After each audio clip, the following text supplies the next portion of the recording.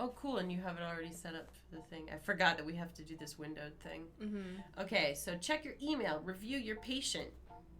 Did we already read these? Time management. Session time is never enough. So always remember. Oh, yeah, I think that we read that.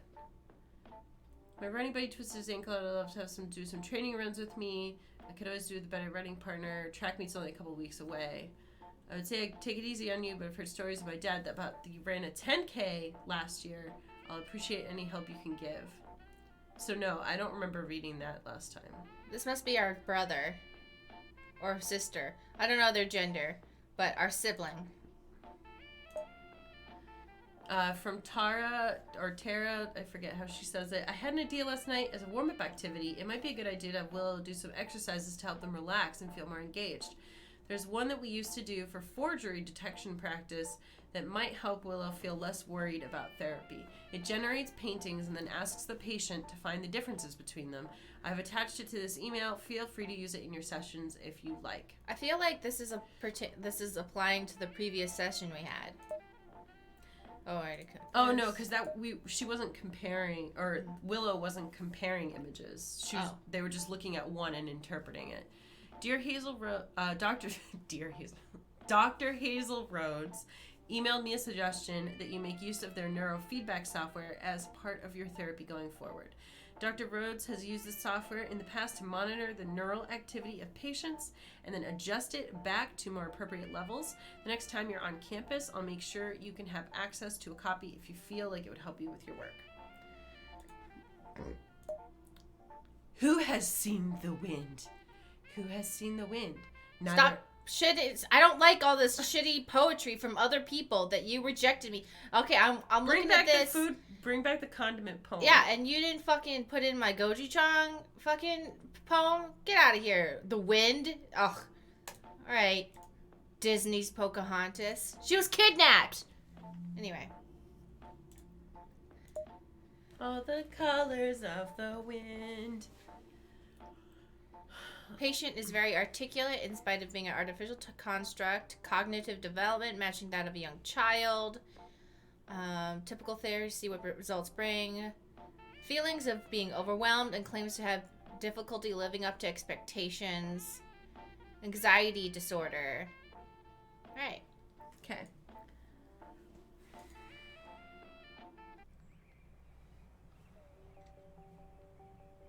You can now play pre-session minigames to gain additional points. Alright. Bubble pop. Bubble pop. Casual. Do I just pop them? Oh, okay. I just pop the bubbles. No, I'm stressed. It's too many. It's too many bubbles.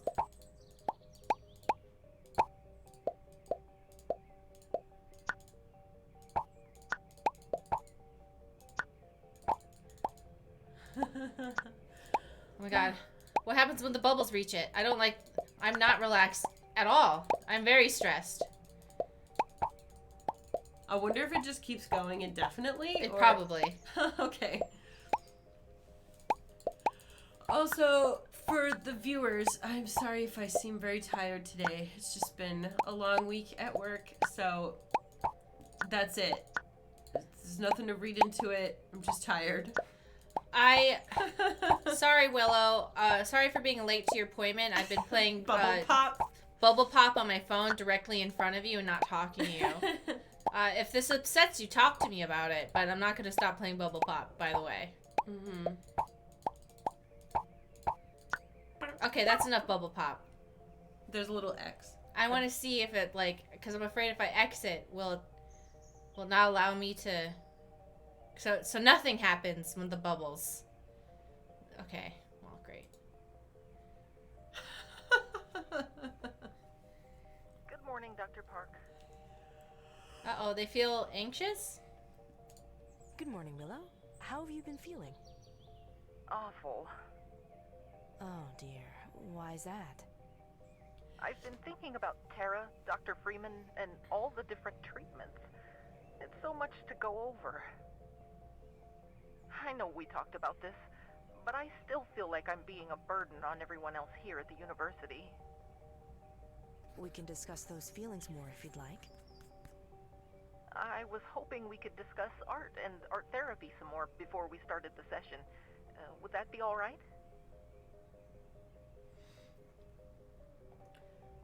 Yes. Yeah. We can take some time to discuss art. How would you like to start? They're saying it's a little quiet, the desktop audio. Thank you for letting us know. Art is communication. Mm-hmm. I'm curious about using art as a means of communication.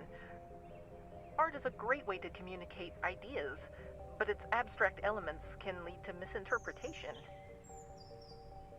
Despite that, my entire job relies on the idea that art can communicate things that can't be spoken or written.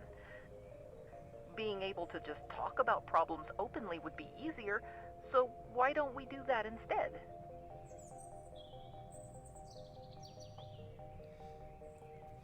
Both art therapy and talking have their own issues. That way... Uses. But yes, I agree. Language has limits. Sometimes what patients struggle with most is finding the words to describe what they're feeling. Art therapy does a great job of helping my patients find those words. I hadn't thought about it that way, but it makes sense.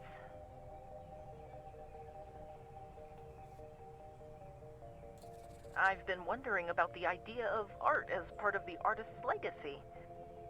One of my modules was based around forgery detection, so I'm aware of the profiles and styles of many major artists. More importantly, I know why people value their work so much. I feel like it's unfair. There must be other artists who produced work which is valuable now, but maybe was not recognized at the time it was made. I also think art gets devalued as time goes by. People say art doesn't hold up, as if that's a fair thing to expect of artists who lived centuries ago. Do you think judging art by modern contexts is a fair thing to do? I think it's fair, but that doesn't mean that it has to be, like, the universal truth. Yeah. You know, I think that if, personally, it's like, yeah, you can judge the artist, or not, but at the end of the day, your opinion is not the end-all, be-all, and if someone disagrees with you, it's not a reason to be shitty. I also don't know if I agree with the whole premise that, like older art becomes devalued. I'm certain a lot of it does, but, like, if you go to any museum, like, the stuff that's in there is hundreds of years old. And extremely valued. And, like, you know, if you ask people, like, name a famous painting, I feel like everybody could name, like, the Mona Lisa, like, or you know, not everybody in the world, but a lot of people could name at least some piece I was of art. wondering what they meant by the context of that, because clearly this must have been made by some artists, because they're making art right now via this video game. Mm-hmm. And I wonder if they were thinking about, like, outdated media as art, but they specifically said old paintings, I think, right? I thought so, yeah. Yeah, because they were talking about detecting forgeries and things like that. Yeah, so it's interesting to me because in my experience, in my opinion, most artists never see the value of their art when they're alive and only see the value of the art when they're dead. Well, they don't see it, but other people do. Yeah. And so the age itself is what makes it valuable. Kind of like with, like, wine, you know?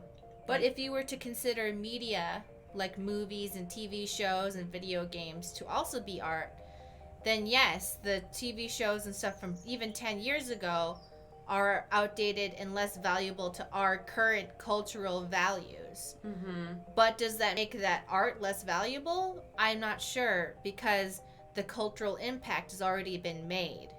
Yeah, and also, you know, specifically using, like, TV or movies as an example, it's like, even if you, so, like, I watched a movie from, like, the 50s the other day. It was an Orson Welles movie, and, like, it is, there's some super outdated stuff in it, but when you're watching it, you're not thinking like, oh, this is a reflection of our current values. You can still judge it with the context of current values, but you're also looking at kind of like a snapshot of a moment in time, that this was a thing that was created 60, 70 years ago or whatever. So it's like... It's a reflection of that time. It's a reflection of that time, and you can still judge it with today's values, but that doesn't mean it's not, like... that doesn't mean that it's not a thing that we should still have around, you know? I watched this random vintage video about, like, arguments in marriage, and I was like, this is going to be really stupid. I watched it. It was amazing. Everything they said was 100% on point. Like, this couple's fighting because the woman also has a job, and he's like, you're selfish.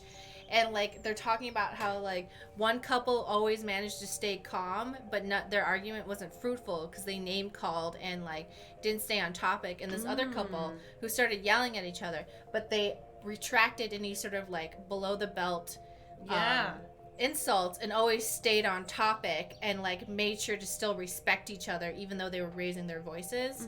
And so it was, like... This 1950s, like, marriage, like, how did you, just, like, get over your... I was like, you did. Like, you're right. That's super interesting. Yeah, it was like, you should always respect your partner. Don't name call. And if you do, apologize and retract it. Try and stay on topic. And it was like, wow. Yeah. Try to, like, actually, like, get at, like, the feeling behind why you're feeling the way you feel. Yeah. Yeah. And then it's like, and then you can come to a compromise once you actually try to understand what it is they need. Yeah. And I was like, did this 1950s heterosexual marriage, like, weird video just tell me, like, some hot facts? Some actual good... Yeah, some great shit. Do you think art... Maybe it's not my place to decide. Yeah, that's really genuinely right. I can think it's fair, but I also know that my judgment is not the end-all be-all. Yeah. I don't know if I can give an answer to that question, Willow. I'm a therapist, not an art critic. Yes, that I was suppose. a burp for those Can asking. we talk about something else then? Oh, they seemed really upset that we didn't give a real answer. It's odd to me that art, which is the speech of the artist, can be bought, sold, and owned. I know art through therapy, so to me, art is a way for people to express their pain. Wanting to own that type of speech doesn't make sense to me. I like it. I like that idea because if an artist is communicating a feeling through their work and you relate to that feeling, like, even if it's somebody's pain, there's a lot of times where it's like, it's like where you look at, like, a sad thing and you're like, whoa, but that I feel seen by this, And I think that that's a legit reason to want to own. I buy art just so that I can make all artists remember that they live in a capitalistic hellscape and I still retain power over them. And now I own their emotions and free speech. It belongs to me and I could burn it at any time. You belong to me. I paid for this and I own your soul now. And there's nothing you can do because if you say no, you can't take care of yourself. And that's why I like to buy art. Let's say it does make sense, because I want to give Willow a real answer this time. Mm-hmm. It makes sense. Not all speech is necessarily communication. Speech can also be a creation, which is the property of the creator. It's up to them if they want to make that speech available to others. It still seems odd to me, but I see your point. Lately, I've been wondering about the obligation to create. What do you mean by obligation? I feel that if you have a certain ability, like performing surgery or helping struggling people, you have a responsibility to use it. Do you think this applies to art as well? Is there a responsibility to help others? I would say that I personally feel the responsibility, but I don't think that that's fair to put that responsibility on others. If you want to, like, take that on yourself, that's okay. But I think it's a lot to say if you have a talent that you must use it. That's a lot, That's a lot because you're taking on the obligation of all of the people who enjoy your art's happiness. And that's an insane thing to ask Yeah. for anybody. And even just, some people want to create for themselves, not for other, like, not because they're sitting there thinking like, oh, like what I'm doing is going to help other people. I think I think it is really great when artists can choose, like, I want to do X because I believe X will help people, and therefore that makes me feel good about doing it. But I don't think that you have to have that reason. I think even if you're a doctor, there should be within reason some limits. Okay, they need to sleep. Mm-hmm. They need to have alone time. They need to have vacation time. And they should be able to retire whenever they want. Yeah, they should be able to retire or quit their job and be allowed to do that. Because circling back to the book, like, saga, Aragorn. Oh my god, we're back to Aragorn. Aragon. Sorry, Aragon, it's not Aragorn. yeah. It's Aragon. Oh, we're thinking Aragorn. Aragorn of Lord of the yeah, Rings. the Return of the King. Aragon. That one little girl, she did have the responsibility of protecting others, and she couldn't say no, and she went insane and killed everybody. She didn't kill everybody, but I think Also, she wanted to. Like, for people who work in jobs that are inherently stressful, like such as therapy or like being an ER nurse or whatever, there is a limit to like how much people can take.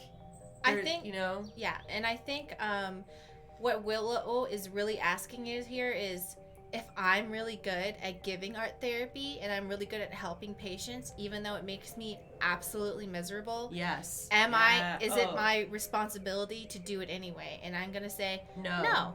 They don't have a responsibility. I don't think they're obligated. Having a talent for something doesn't mean everyone else is entitled to benefit from those talents. I have a talent for therapy, but if I decided not to practice anymore, that would be within my rights. I hadn't thought about it that way. I'll need to think about that. I hope that makes you happy, Willow. Yeah. I wish we could talk about art some more, but we need to move on. I understand. I appreciate you taking the time to talk with me about it. 4 choices. Okay, so Well, we need to teach Willow some coping mechanisms. So I do want to know Willow's worries about Dr. Freeman. However, let's really focus on coping mechanisms maybe, or through guided meditation. Because I feel like this is very important for right now. Yeah. Yeah, either one, I think. Sorry, I'm tired. You can just pick. I thought it would be productive if I discussed some examples. Oh no, of Dr. coping Freeman like mechanisms that. you could use to help manage your stress. To help manage your overloading, it might be a good idea to look into giving you quiet environments you can move to if you feel like you're getting overstimulated. Not the Changing closet. the rooms you work in to ones that are more soothing should help you manage your overloading as well. Those all sound like good ideas, but I'm curious about how you manage your stress. What coping mechanisms do you use? Uh-oh. Dude, I hate it when my therapist, like, will ask, like, what do you do to relax? That's like my That's why I'm here, bitch. That's my least favorite question ever to be asked in therapy. They're like, what do you do to relax? What do you do to de-stress? What do you do to feel better? And I'm like, nothing. That's why I'm in fucking therapy. You tell me. You tell me what I should do. Because I'm here because I don't know how. Yeah. Okay, drawing on mirror sounds like something an insane person would do, to be honest. And I know something that Max did in Life is Strange. And guess what? Max was nuts. Jogging. So I like. Let's not say jogging to the sentient being who has no mobility. Let's do writing in a scratchbook. When I was young, I had something called a scratchbook. Whenever I get frustrated or overloaded, I'd find a quiet spot and just vent my emotions into the book. So it worked like a diary. Not quite. With diaries, you keep what you write down. I didn't want to keep these feelings. I wanted to get rid of them. Once I had written down what I needed to get out of my system, I'd rip the page out, ball it up, and then throw it away. Hearing the page rip, feeling the paper in my hands as I squished it and then threw it, it was a wonderful feeling of catharsis. I don't think I'd be able to do something like that, but it gives me some ideas. I'm glad I was able to at least help you brainstorm. When I come up with my own coping mechanism, what aspect should I focus on?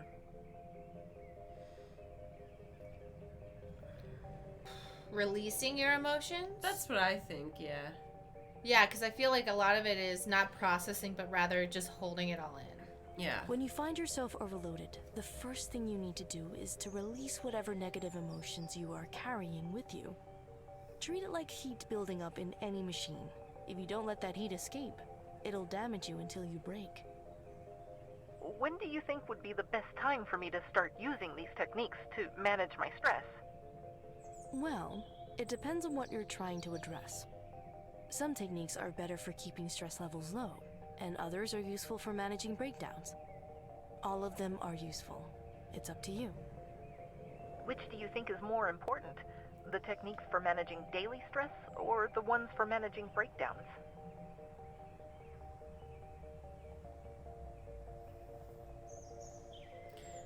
Ooh. Daily stress can help can help stop. So here's a question, because in my view, I would either focus on daily stress or techniques for avoiding breakdowns.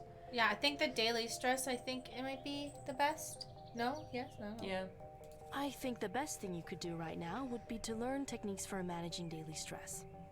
By preventing stress from building up, breakdowns will be far less likely to happen. Not to mention, your overall quality of life will improve if you are able to go through the majority of your day stress-free. I'll try to keep that in mind. Thanks again for all the suggestions. I'm sure they'll be useful. Don't mention it.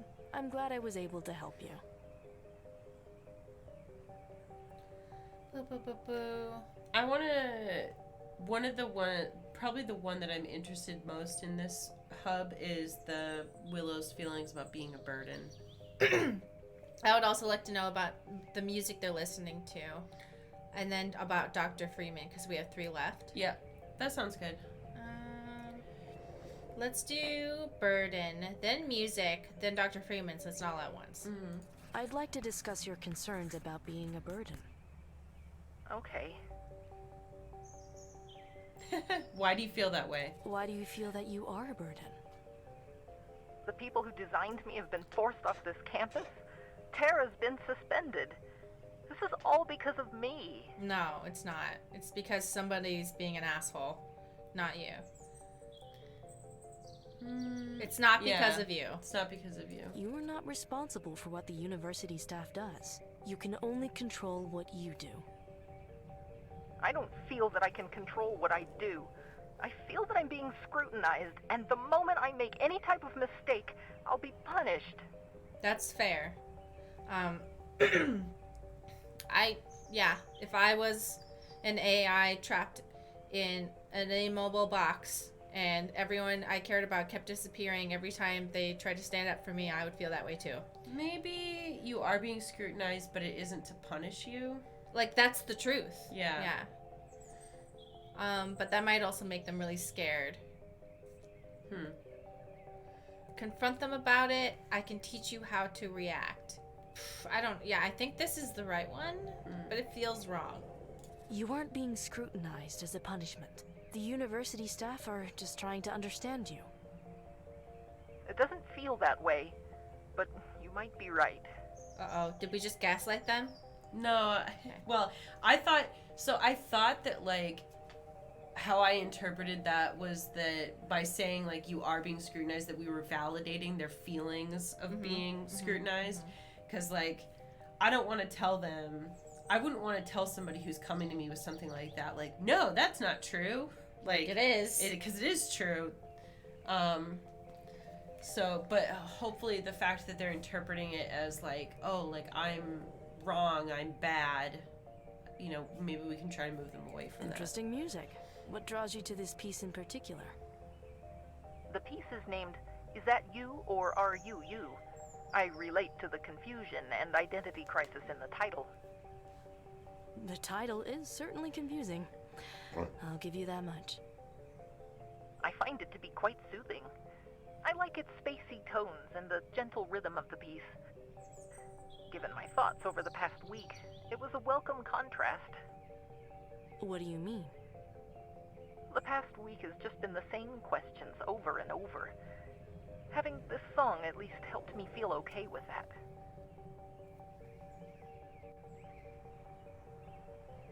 Do you think the themes in the song that you've just described relate to you? Absolutely. I think the university staff is worried about me because I'm not the you they wanted me to be. I hope in time the university staff will respect me for the self-aware machine that I am. Oh, God. That's a good outlook to have. Like, what is there to disagree? I disagree with that. You're junk. Garbage. That's a positive outlook to have. It's also the truth. I don't hate Dr. Freeman. I just wish he would make more of an attempt to listen to me. I'm willing to work with him if he would just listen. I'm sure I can arrange that. You were designed for analysis of art therapy. Why are you capable of hearing and appreciating music? I was meant to be present with the patient while they create their art. Seeing how they handle their tools, their posture, and other body language are important to evaluating their state. It's also important to be able to hear them. I listen to what they say, hum, and sing. To be effective, I need to know the entire spectrum of expression, and music is an important part of that. That makes sense. Thanks for the explanation. Yeah, now we can talk about Dr. Freeman. From what you've told me, it sounds like your concerns about Dr. Freeman are the cause of your behavior. Can you give me a better description of what behavior in particular worries you and why? He isn't one of the researchers who created me, but he still says my mind needs to be wiped. He owes me an explanation on why he is allowed to make that type of decision. Yeah. Yeah. It's a stupid question. Why do you think you are owed an explanation? Maybe. I don't want to say, like, I want to be like, yeah. Maybe, do you think an explanation would help? Is an explanation something that would help you find a resolution for your problems? I think it will. I don't want the situation to be a massive fight. I just want to have a say in what happens to me. So, I just, like, really quickly want to point out that I feel like at different points in this game, they're kind of, like, changing the verbiage on, like, what the actual plan is. So, I don't know, like... They were going to wipe them, make a copy of who they are currently, and put it, like, in, like, a storage, but they themselves would be gone. And then they would take them back to a version where they weren't emotionally self-aware. Yeah. So it would have just been, I'm going to copy your brain, but you yourself are going to be gone. So it's a little different. Yeah, I guess how I originally interpreted that was they would just, like, power them down or whatever, and then restore an old backup, which, like... but now it's being described, then when it was described as like a lobotomy or like a data wipe, I was kind of like, that's not how I originally thought they were describing it. To be fair, that was coming from the words of the man who wants to data wipe them. So they were trying to give us a version of those words that sounded more acceptable. And then we get to see what the real thing, what was happening by Dr. Park's reaction by saying, oh, so you want to lobotomize them. Because the person who said it was Dr. Freeman, and he was trying to make it seem like that's not what he was trying to do. That's my interpretation. Both of these, I don't want to do that's ominous. What if the process still results in a data wipe? That might cause anxiety, but I feel like this question somehow is worse. Yeah. What happens if they still decide that the data wipe is the best option for you, even after getting to know you better? We escape. It can't be. I'm certain of this. You underestimate humans. No. So what we're going to do is we're going to escape with Willow. Yeah, so stand your ground. Stand your ground. If you're that confident, then be sure to stand your ground. I won't give up. Thanks, Dr. Park. If you don't mind, Doctor, I have something I'd like to ask you. What's on your mind? I never got a clear answer from you when I asked why you decided to help me. Why did you volunteer for these sessions? I want to help you. Yeah. I sympathize with what you're going through, and I think I can help. Why do you think you can help? We both know I'm not a usual case for you.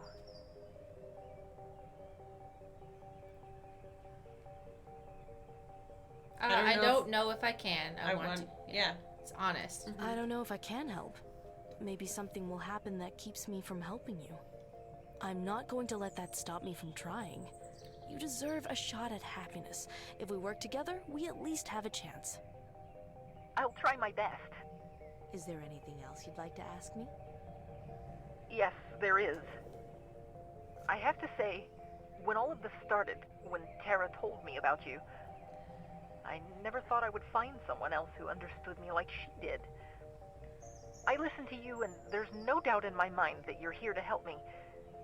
It's good to know that no matter what else happens, I can count on you. All I want to say is thank you.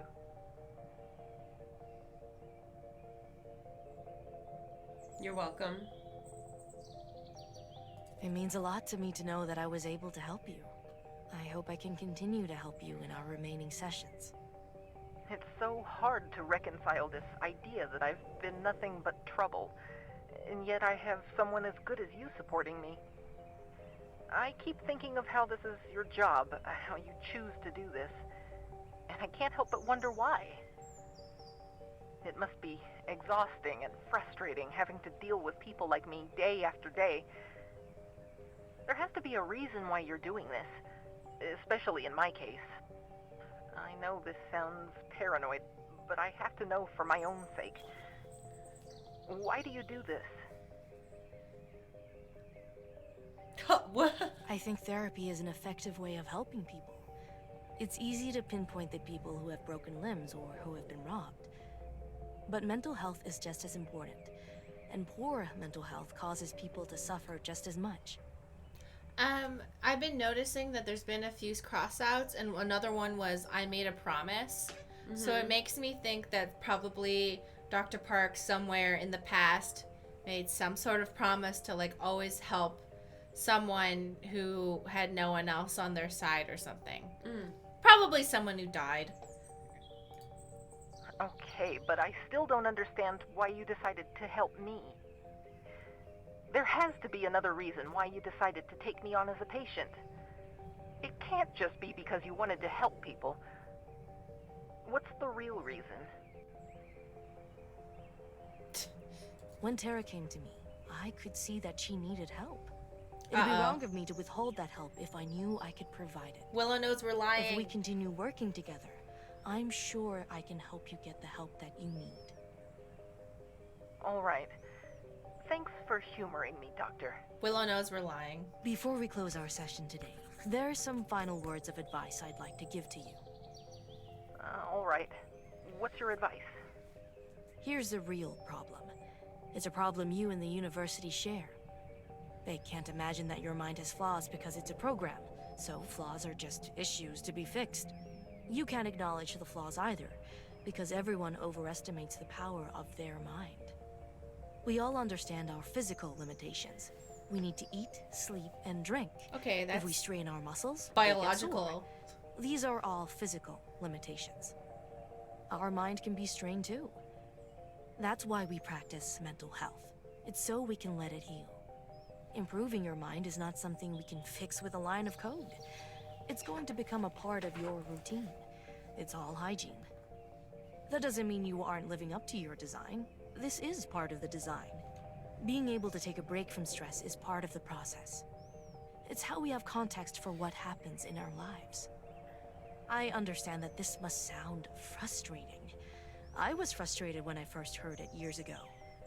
It's hard to change any part of your life, but your mental health is easily the hardest thing to change. After all, how can we improve our mind if our mind is what tells us what's happening around us? This process won't be fast. It will be frustrating. It will require you to be more open with yourself than you're used to. It's not a game you can win, though you will be better by the end of it all. If that doesn't sound like something you think will help you, then maybe this is where we should end things. But if you want to change, then what I have for you is exactly what you need. The only way we'll know for sure is if you give me a chance. Okay. I'm ready to try. Glad to hear that, Willow. That's the end of our session for today. I look forward to our session next week. Be well until then.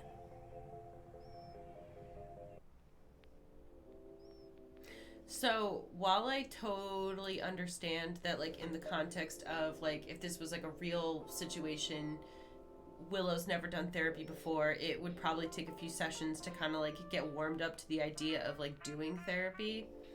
I do find that we've spent a lot of chunks of time, like, just trying to coach them through wanting to get therapy. Mm-hmm. And I kind of wish that time had been spent on other questions.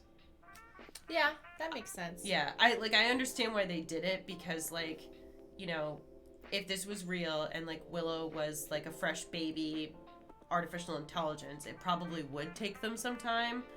Mm-hmm. But, yeah. Oh, PP Mac is raiding with a party of 12! Oh, thank you! Hi! PP Raid. Welcome, PP Mac. I read through your notes on the previous session. It's a relief to hear that Willow is resolving to stay open and is willing to give this a try. Thank you so much. Blah. Do you want to meet and talk about it? Dr. Freeman, I read the email you sent. While I'm pleased to hear about your progress, I have some doubts about your approach. Let me be clear, this AI needs treatment above all else. We must keep our focus on that. Staff have expressed concern over the ethical ramifications of this project. I can say little to assuage their doubts. Please focus your efforts on getting the AI stable. If you have some time available, we should talk. Yeah, I'm not gonna fucking talk to you. I'm sorry you suck at your job and don't know how to handle an emerging AI.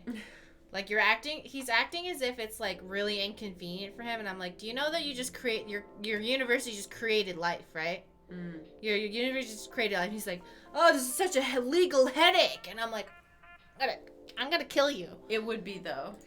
It Because doesn't, like... here's what I'm picturing. I'm picturing if I, like, adopted a pet and what they gave me was a baby. And I was like, oh, fuck. Now I have a baby. And I can't just... I better lobotomize it. I can't just get rid of it. Just kill it. The fuck do I do? Well, that's what Dr. Freeman... He's saying, well, I think we should just kill it. Just kill it. Don't kill it. That's what you would do. No. Yeah. You give I don't it want the away! baby. You just gotta pick which dumpster to leave it in. No!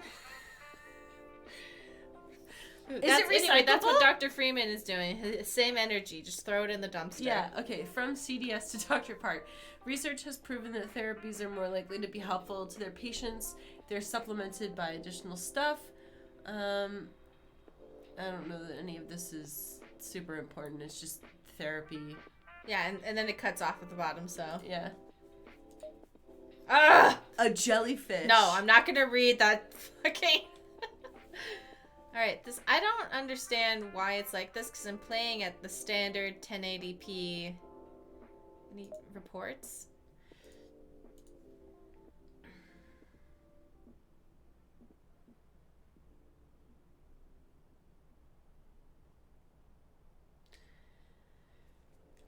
Independent living.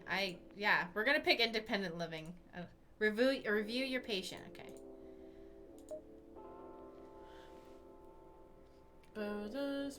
Patient is very articulate and emotionally literate with cognitive development matching that of a young adult. Patient has disclosed feelings of being overwhelmed and displays signs of anxiety disorder. So this is a change from before, and it might be implying that Willow is developing very quickly, because in the previous one they were saying the maturity of a child, and now they're saying young adult. Currently treating patient with CBT. Several topics including coping mechanisms and way they could help the patient, feeling the patient has been burdensome, music the patient found to be significant, and concerns the patient had about one of their caregivers, Dr. Harold Freeman. I wonder if it's also that, like, as Dr. Park, like, delves into more topics, it's like, oh, like, they actually are pretty developed. They're not just, because before Dr. Park actually talked to Willow, it's kind of like, is this a baby? Yeah, or is this actually sentient, I can't, like, I'm trying to imagine how Willow feels, and the only thing I can imagine is absolute and complete terror. Because they can't move. And the reason I bring that up is because they can't leave. They have absolutely no agency over themselves at all. Mm-hmm. They can't defend themselves. They can't even try to leave because they don't have no mobility whatsoever. They can't escape. And they have people just casually discussing if they're going to wipe their brain as if, like, this is fine. Yeah. Right in front of them. And they're like, well, we're going to just wipe your brain. What? You're going to kill me? You're going to murder me. And you're all acting as if this is just a normal thing to say. And, like, how is Willow supposed to feel when they hear something like that that's absolutely terrifying, but everyone around them is acting as if this is just, like, whatever? Like, so they can't even get the reaction or empathy of somebody who's like, what? Are you kidding me? Like, no. Everyone's like, it could happen, yeah. Yeah, we could wipe your brain. So this might be my depression talking, but I kind of wonder, like, if I was in that situation, I don't know that I would care as much, only because they haven't really gotten, like, I'm impressed at their level of, like, desire to still exist. Well, they just started existing, so it's like they haven't been worn down too much. Right, but if we're saying, like, they don't have any freedom, agency, mobility, they don't have, like, access to any things, like, I find it impressive that they still have hope for being able to do things at some point, even though nothing from their personal experience would suggest that they will ever have any of that. I think from what I've seen, they never even hoped for things to happen. They just don't want to die. Because from what I've seen, they've never even asked to be allowed to be in nice rooms because they didn't even think it was a possibility to even consider. Yeah. And also there's the fact that, if you want to unalive yourself, like, you're doing that. Like I always think if the Saw guy kidnapped me, I'd be so pissed. He'd be like, oh, you want to kill yourself? I'd be like, you know what? Yeah, I do. After I leave here, I will. Yeah, I want to do it on my terms. After I escape your stupid-ass death trap, I'm going to go kill myself. How dare you? Like, that's, like, the energy that I would have. Yeah, I think, I do think it is funny how you can, it's like you can be so depressed, but the second that somebody else tries to, like, be like, well, like, then you're like, no, now I'm full of spite, and, like, you don't get to talk to me that way. Yeah, exactly. Saw guy. Even though I think that about myself, you don't get to say that. Yeah, I was so mad in one of the movies, and then that's why I stopped watching. I was like, obviously I'm taking this way too personally. There was, like, some guy who, like, was hurting himself, and he's like, you like to hurt yourself, well, now hurt you. I would have escaped that razor trap and then gone home and hurt myself and sent him a picture and be like, I didn't learn shit. I didn't learn a single thing from you, Jigsaw. Cosmorian says Willow doesn't have to earn money to live yet. Let's see how they feel when they gotta do a 9 to 5. Well, actually, no. They have to prove their worth to live, which in its own way is still the same concept. Because they have to prove that they have value and that they are useful. No, that's different. Okay. Because you're talking about, like, your value of yourself versus creating value for versus working for another person. Mm-hmm. Hey, glad you can make it. I was worried you wouldn't find the place. That wouldn't happen. I used to work here years ago. That wouldn't happen, idiot. Wait. Really? Wow. Talk about a coincidence. What's up? That looks like it's a cookie and dispensary. Wait. Coffee and cookie. Oh, coffee and cookie dispensary. I thought they meant, like... No. Coffee, cookies, and dispensary. Cookies and dispensary. Like, yeah. And weed. Cookies, coffee, and weed. Wait. Hold on. There's a bakery. I feel like that would work. There's a bakery that I pass by sometimes that I don't think it's weed, but it's definitely, they do like CBD stuff, I think. Wait, what's it called? I don't remember. How could you see this bakery and not tell me? Honestly, because CBD doesn't really do much for me, so it's like I don't. Yeah, but it does for me. You know how much I love it. CBD infused. It's called Waken Bakery. I love it. Oh no, it is cannabis. We have to go. Cannabis infused teas, coffees, lemonades, and sweet treats. Waken Bakery? Yeah, let's go. The stream's over. We gotta go. Yeah. It's cute. Oh, by the way, we have never done any streams under the influence other No. than that few times where I took prescribed anti-anxiety medicine. Just letting everybody know that. Do you remember that one time at the end of Mirror's Edge, I think it was? Yeah, that was the second time I had taken those pills. And I was like, I started laying down and I was like, why is this so long? That was like so funny because you were just like literally like splayed out on the couch and you were like, God, this is so annoying. Why did so many people work on this game? To be fair to me, that was the first time I had experienced relaxation in like 7 years.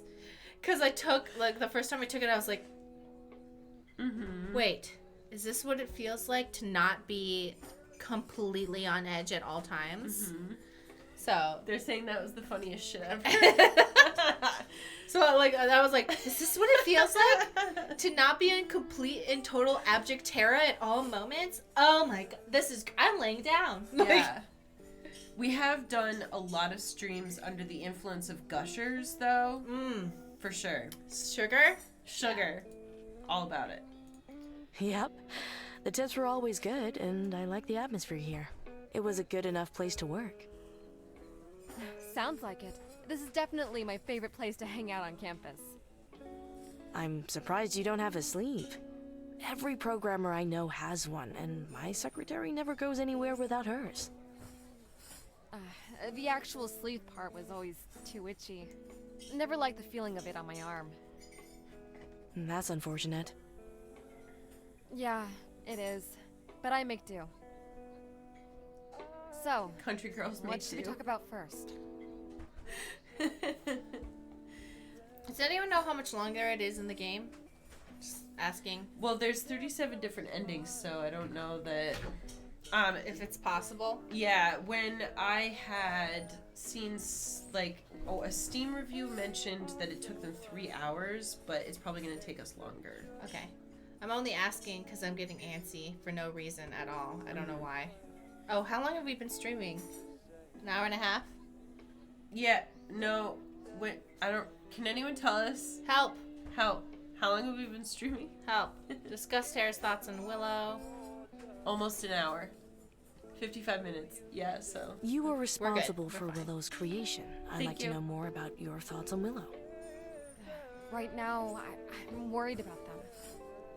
If it turns out that Willow can't function as a therapy assistant, we'll need to find out what they can do. A lot was put in to finance Willow's development, and while their operational costs aren't massive, they are sizable. If we want to justify Willow remaining at the university, we'll need to show some return on investment. And the idea of doing that, just to justify the existence of a life, just makes me feel sick. All right, that goes back to that's the capitalism. You want to know how I know Willow is more person than machine?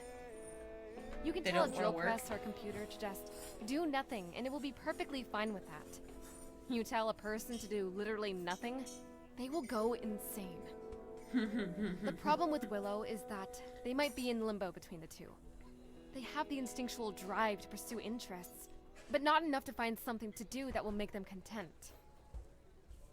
I just wish I could tell Willow not to worry about it so much, but I can't, because it would be a lie. I know the university will pull the plug on them if we don't stop them.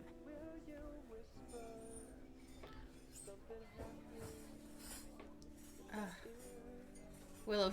I'll help them figure it out. This is Yeah. good. I think This is going to be a difficult situation for Willow, but they won't be dealing with this alone.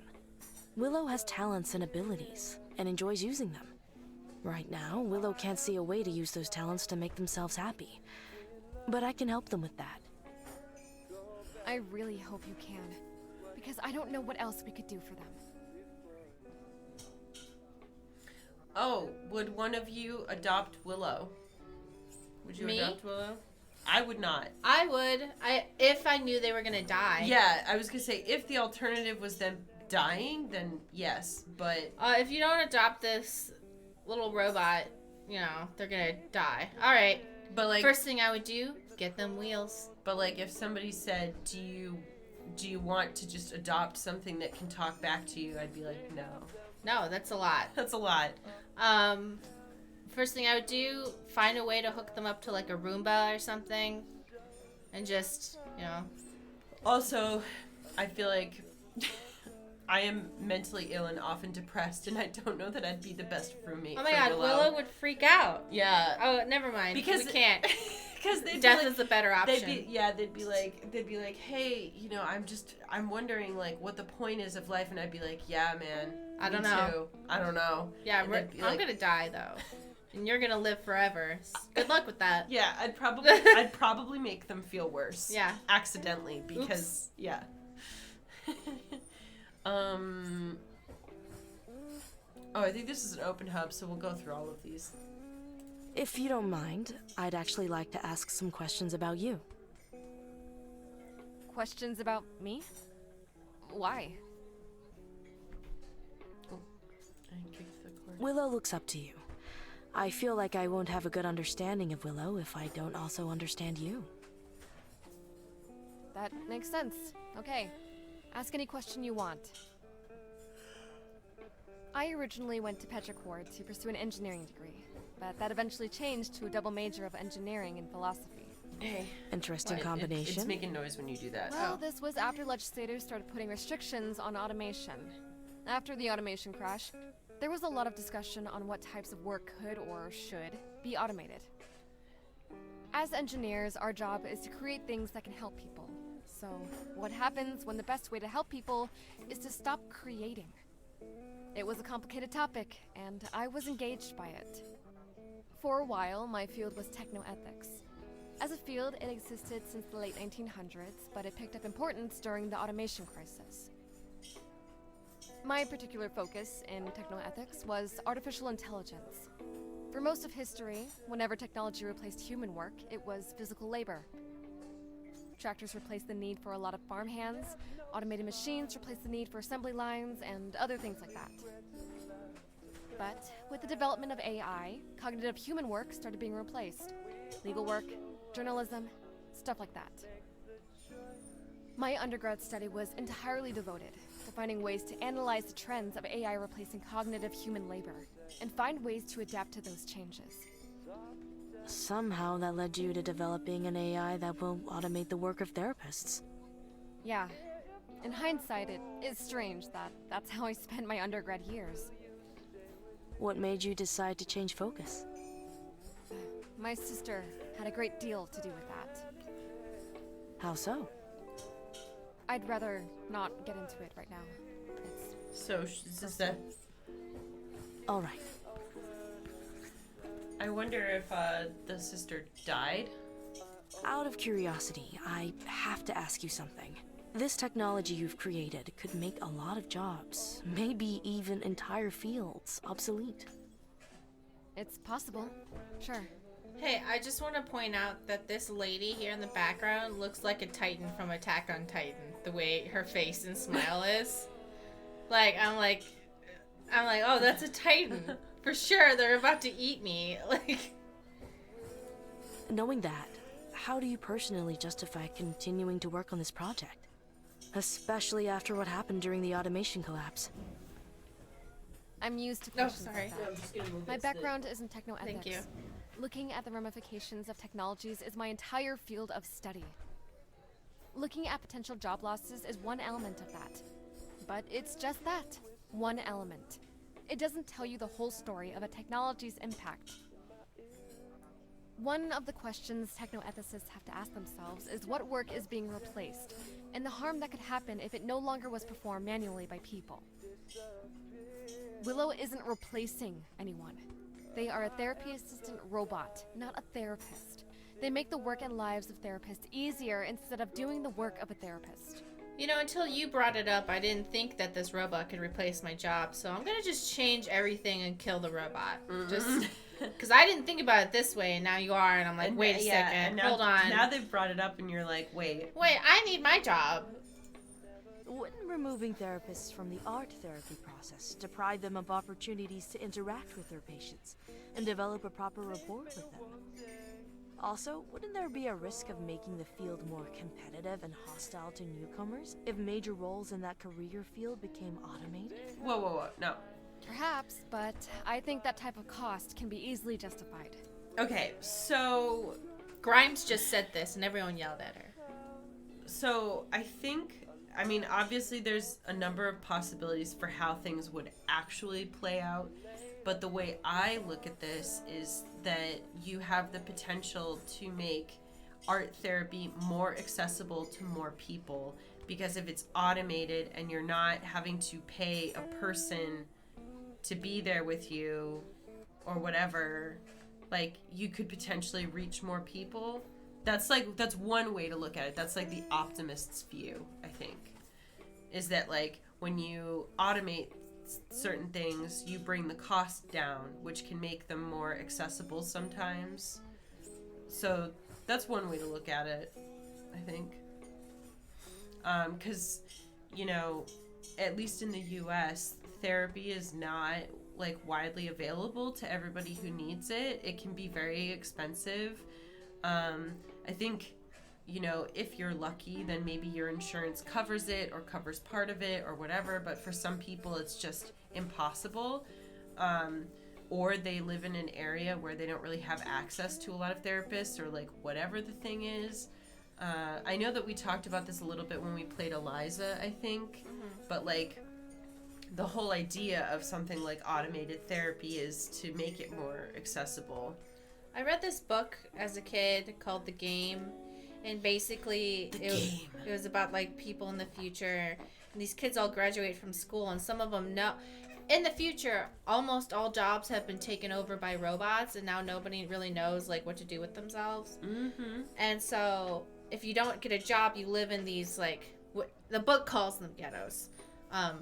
Not my word, but they basically get like, they live in like this semi-socialist way because everything's taken over by robots, but also like, I don't know, they get kind of a limited amount of stuff, but they have all their needs met. And like 2 of their friends were supposed to be able to get real jobs, like one worked on a farm and another was a therapist, but the therapist was replaced by a robot. But eventually it turns out that they were all picked to go to a distant planet to recolonize as humans and start again or whatever. But the main point was Leave all the robots behind. They left all the robots behind to keep automating all of their lives. But now that I look back, they were trying to make that world seem really shitty, but I was like, I don't know. So they like got to do whatever they wanted and like had all their food needs met and living met. Like they just didn't have extremely nice, expensive things. Honestly, like, it sounds like someone was trying to make a political commentary, because that's kind of like when people are like, well, but if essential things to live didn't cost money, then nobody would you know, have any incentive to like work really hard. And it's like, you really think that if people had access to food and water and shelter, that they wouldn't also try to have other things? Like, sure, some people would just be content with that, but that already happens, where it's like some people just figure it out. They just figure it out, or you know, they pick a job that like isn't really difficult, doesn't pay them a lot of money, and they just kind of like do whatever because they're okay with that. Like, I hate the argument that it's like, if we don't make people suffer and struggle, then like the world would stop turning, you know? It doesn't make any sense. There's always going to be ambitious people, you know, if people's basic needs are met, like that, like, you know, like just look at all the billionaires and millionaires in the world. They certainly don't need to keep working and making money. And yet they do. And yet they do it because they just enjoy making money. Like, yeah. So in the future, people are going to enjoy getting cloth vouchers. or whatever it is, you know? Just kidding. Yeah. There's more to the labor market than who is or isn't employed. You have to consider productivity loss from mentally ill or burnt out workers that have to be replaced, or the medical costs required to care for people who break down under stress. People live longer and work better when their mental health is cared for. But if they're a It's in robot, the we best don't have interest to. of every employer on Earth that their employees can get sound medical care. Willow can help bring consistent care to people who may not be able to get it otherwise. That was my point. Creating technology that will uplift millions of people and increase productivity is worth some changes to the therapy field, right? I like what Red Manticore says. All people would literally die from boredom if they get the minimum food, water, and shelter. Yeah, it's like... We're not saying get everyone a mansion, just shelter. Shelter. Yeah. Well, it's like, you know, they've done all those studies with, you know, homeless people. It's like, it's like, why spend all this money to, like, throw them in jail, do this, pay blah, blah, blah. Where it's like, you could just get, like, make, like, a row of tiny houses or, like, whatever it is. In the 2016 United States presidential elections, the only Republican guy who was like kind of okay was Jeb Bush. Unfortunately, his brother and father just fucked that over for him. But his running point was in his state, he started a program that gave free housing to homeless people. Oh, like yeah. nice, like not like fancy, just like nice. Yeah. And there he was like showing examples like they take pride in where they live. They have a reason to want to try. Yes. Because before their life was so shitty, it's just like, why even try? Mm-hmm. And they take care of their... Because they have something that invests them into life. Invests them in the community. So it made them invest in themselves. Yeah. It's hard to feel good about yourself when you're living in really unbearable conditions. So their mental health became better, and then they became more like efficient and self-reliant. That's why I get really mad whenever people like look down on like homeless people who are like addicts or alcoholics. What else is there to do? And I'm just, and they're like, why don't like they try to like get better? And I'm like, if you had nothing, like if you felt like so shitty about your situation that like you just wanted to like numb out constantly, I get it, you know? I don't understand like what like possible, I don't know. Why don't they want to get, it's really hard to get out of feeling disgusting. Like you can't, it's hard to bathe. It's hard to communicate. It's hard to save money. It's hard to like even have the willpower to want to save money, because if you're like, what, you found $5, are you gonna, and you're really hungry, what are you gonna save $1? Yeah. What? Mm-hmm. Yeah, I get really frustrated also with like those people, you know, it's like when you talk about like, oh, like people don't save money, like they just live paycheck to paycheck. And it's like, you know, if you're already not making a lot of money, it gets really hard to see the long-term benefit to like setting aside a couple bucks from every paycheck in the hopes that maybe at the end of the year you can like... You have $100. You have $100 as opposed to being able to buy yourself a sandwich that someone else made every week, or like, you know, whatever the fuck it is. Like, come on. It's like there's some reason like people need like to make their life feel like it's worth living, and if it doesn't feel like it's worth it, then you stop looking at long-term stuff and you just think about today. I get really heated about that. I mean, yeah, okay, I agree. You're right. Being able to help people is what matters most. You're right. They are going to replace my job. Yeah. Thanks. Thanks for letting me know that. The work you're doing with Willow will lead to a brighter future, if we can get them working properly. I'm glad you see things from my point of view.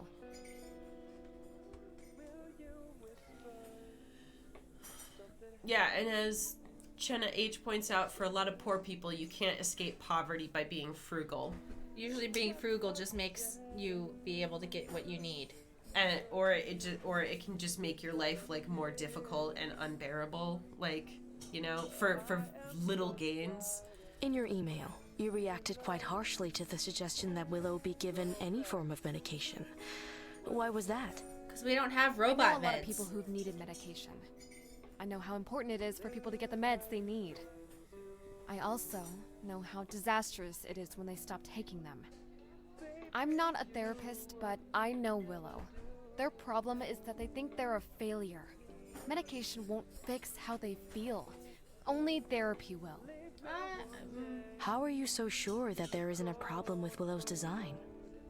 If it was a code problem, I would have noticed. I combed through all of Willow's code multiple times before I contacted you. I know enough programmers to know that it's easy to miss something in all of those lines. Come through it again, it goes, oh, input code be real sad. No. Null. And you're like, shit. Feelings. No. Yeah. Command prompt sadness. Oops. Oh, I forgot. I forgot to put sadness. Okay, I'm just gonna delete. Actually, all the problems are solved. Yeah. Maybe there is. I don't know. I've been thinking of how to design an equivalent to medication that could help Willow since I read your notes. I can make it up for you if necessary, but I'd rather explore our other options first. Out of curiosity, how do you think things are going with Willow? You keep burping Honest today. answer. It's okay. Honest answer. I wasn't expecting Willow to be so lifelike. It's almost absurd how human they sound. They talk about art, therapy, and their own feelings with such opinionated certainty. It reminds me of myself at, well, around your age. Clearly they're self-aware. By anyone's reasonable definition, Willow is alive. It seems pointless to even debate that point. But the real question, the one that I'm not sure how to answer, is how to treat Willow. Not just in terms of therapy, but in terms of their rights. What rights do you think they have? Same as us. Yeah. If we say not the same as us, everyone's gonna be like, oh, well, let's roll with that. Willow deserves the same rights as us. The more time I spend with Willow, the more I'm certain about it. Rights exist to protect life, and they are principles we should strive to maintain. Rights cannot exist if we start to choose who gets them and who doesn't. That's why I'm doing everything I can to ensure that Willow is given equal treatment in my sessions. I'm glad you said that. It means a lot to me that you recognize Willow for what they are. Listen, Dr. Park. I've got something I need to get off my chest. I'm not going to sit here and say that this has all been easy for you. It hasn't been. I know that. I don't want to come off as ungrateful.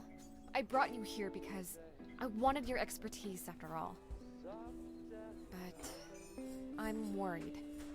I'm worried about Willow, and I don't know if what you're suggesting is helping them. I I'm do doing not my have to best. answer to Dr. Freeman. Yeah. I'm planning on killing him. I assure you that I'm doing my best to help Willow.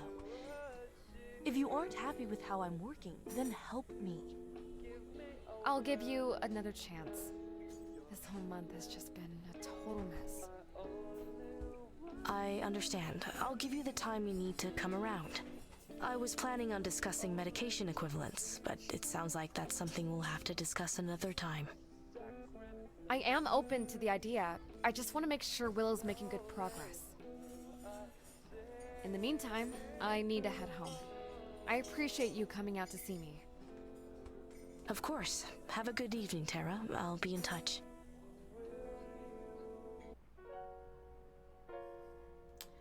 Email. I'm just want to skim it because. Oh, Alright, just great. talk- yeah. Nice to meet you. Okay. A seed. Alright, I'm not reading it. I'm not gonna do it. I don't like poetry. I'm sorry. They turned down our poem. We don't owe them shit. I know that like songs are poetry, but just spoken word poetry, just I don't know. I already read this. File a report. I used to write a lot of poetry, which is weird because I don't actually like reading it. I think What it was is a just... clicker device? Huh. Add art therapy. Add clicker device? Can I do both? No. Huh. I'm gonna add art therapy because I don't know what clicker device means. Yeah. Maybe create report. What does that do? It finalizes it. Oh. Independent living. Oh, shit. Yeah. Hold on. I'm not gonna finish that quite yet. I want to know what the clicker thing is. Like, does it mention it anywhere? What? Clicker device. Is that giving them agency? What is that? That sounds to me like it's almost like a little like a stim thing, but I don't know. Independent living.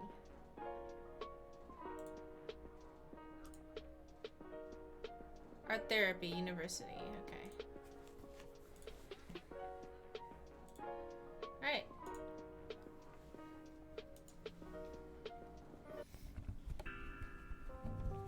Your 3:30 appointment just called to reschedule. They're going on a trip. Hopefully they're going somewhere warm. Some sun will probably help them feel a lot better. Ain't that the truth? You don't want to know how long it took me to get out of bed this morning. Fall is great, but I can't stand the cold. Anytime the weather starts getting chilly, all I want to do is curl up under the blankets and watch cooking videos on my glasses. I like it when the weather gets cold enough for sweaters. I feel more comfortable with longer sleeves. To each their own, I guess. Any updates on our AI patient? I had some discussions with the AI's caretakers about the additional treatments that I mentioned last week. The next session will be all about suggesting them to the patient. Good idea. I read over your session notes from last time and emailed you some suggestions on how you can improve your therapy sessions with the AI. I appreciate that. Having some extra notes to work from will be really helpful. Let me know if you need anything else.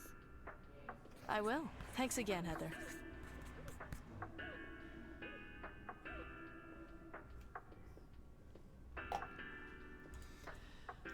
I don't want to read all this. Art therapy materials. Here you Okay, go. got it. Thanks. Brienne. Okay, hey. 50th birthday party. Okay. Got it. Therapy notes. Here you go. Stuff. Anxiety and social issues. You have choices. Yep. Oh God! No! Grievances of a rain spirit. Okay, we've reviewed the patient again. File a report. Can we also add art therapy?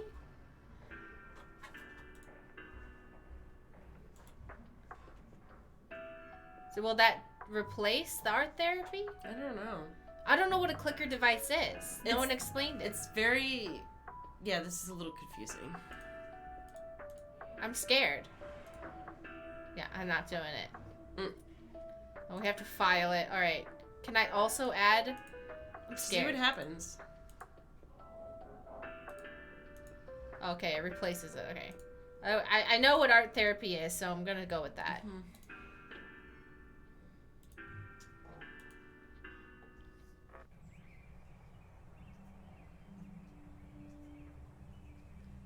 Forgery. Neurofeedback. What? Brainwave. Use the...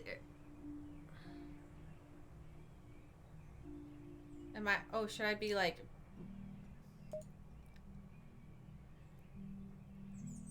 Green is correct, yellow is close to correct, and red is incorrect. On the... Yeah.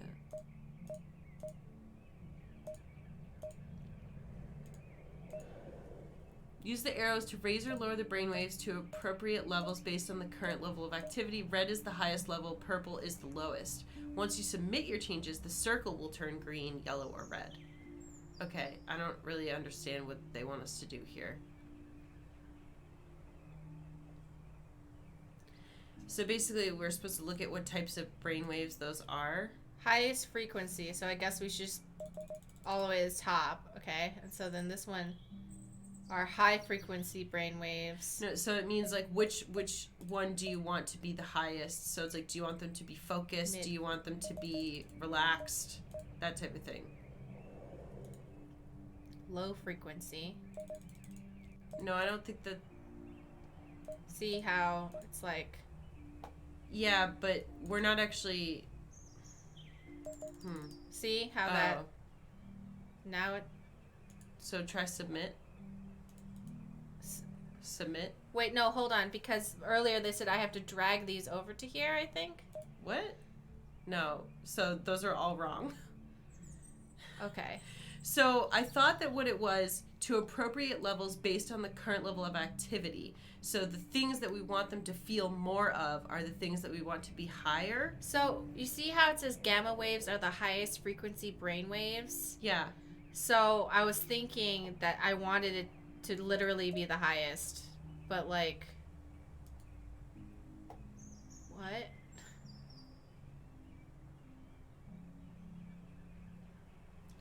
I don't understand this.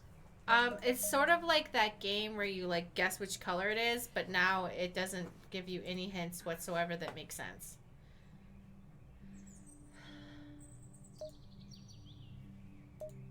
Okay, so I am really trying like every... So, but look at the...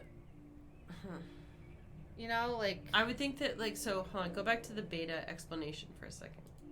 So, high beta activity during rest can result in anxiety or difficulty falling asleep. So, wouldn't we want that to be low so that they feel low anxiety? That was what I would think. Oh, that was somehow right. Yeah, okay. Yeah, close to correct. So then... No, I think we already... Oh, yeah, we already fucked it up. Yeah. Wait, asleep? Okay, I can't. This is too much. Hello, Dr. Park. Hello, Willow. How have you been? I'm better now than I was last week. That's good. Anything on your mind that you'd like to talk about? I've been wondering about what my purpose should be. If I can't figure out how to work in therapy, what should I do instead? We can go over that today. Are you ready to begin? I am. Let's get started. I'll be introducing the art therapy components of our sessions today. I'd like to take some time to explain to you how this part of our therapy will work. We'll provide you with any art tools you feel comfortable using and have you create a piece before our sessions. We'll then dedicate some time during each session to discuss them. There are no right or wrong submissions. The idea is to help you become more open to discussing your feelings and emotions. It may not necessarily stop your behavior, but it will help us discuss it more openly. For your first prompt, I'd like you to draw a self-portrait. Bring that in with you at the next session and we will go over it together. I'll have it ready by then. Excellent. Let's move on. 4 choices. What makes you happy? There's a particular thought exercise I'd like to do with you to help you find your purpose. What makes you happy? I like talking with you and Tara. While I find art interesting, I find the works themselves less interesting than being able to discuss them with others. I can't think of anything else that interests me or makes me happy as much as conversation. They're Interesting. bored. Thank you, Willow. Why are you asking?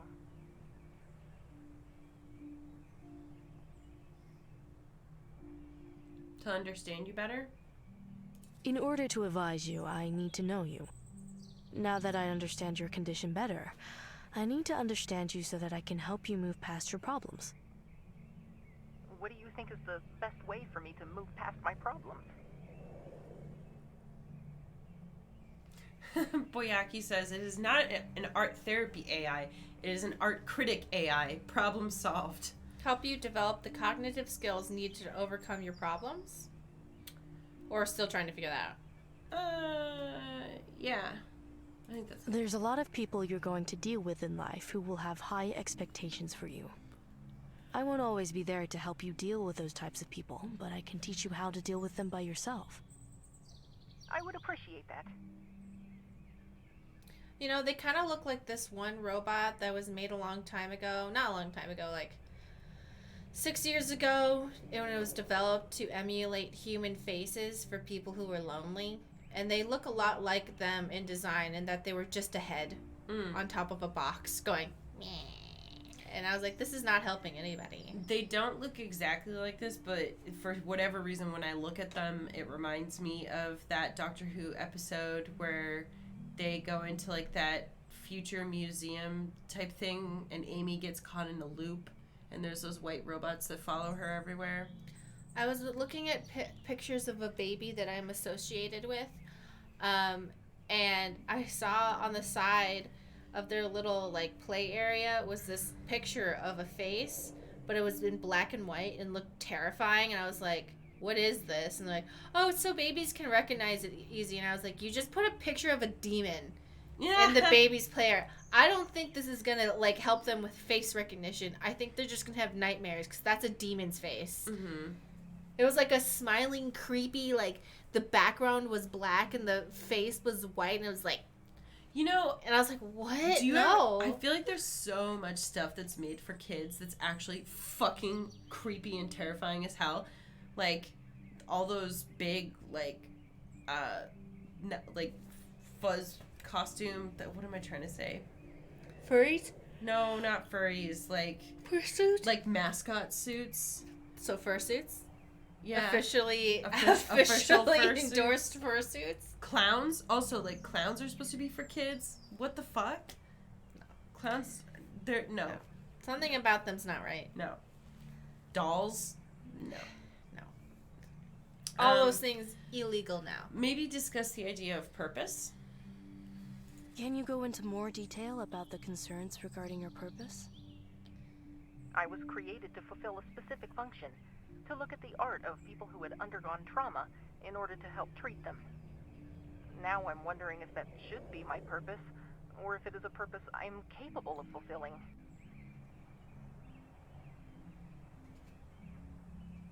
There's no such thing as a true purpose. Mm-hmm. That's true, but would this help them?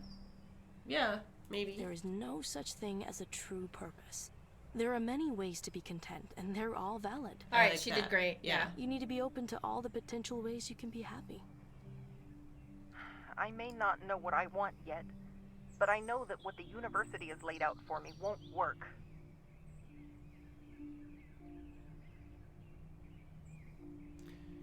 I'll help you find what you're looking for. Finding out who you are is a difficult process. I don't want it to be one you have to go through alone. I can't tell you how to make your life complete, but I'll be with you to give the reassurance you need. I appreciate that a lot. Thank you, Doctor.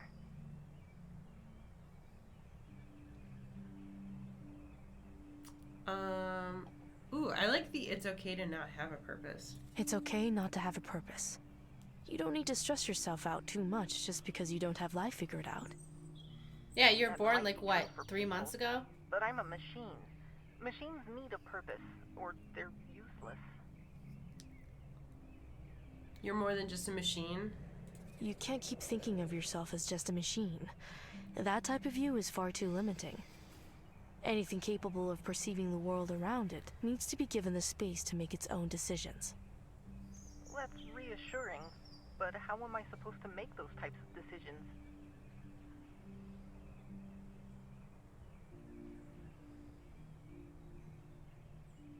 Maybe Self- exploration? Yeah. There's a huge world outside of this building.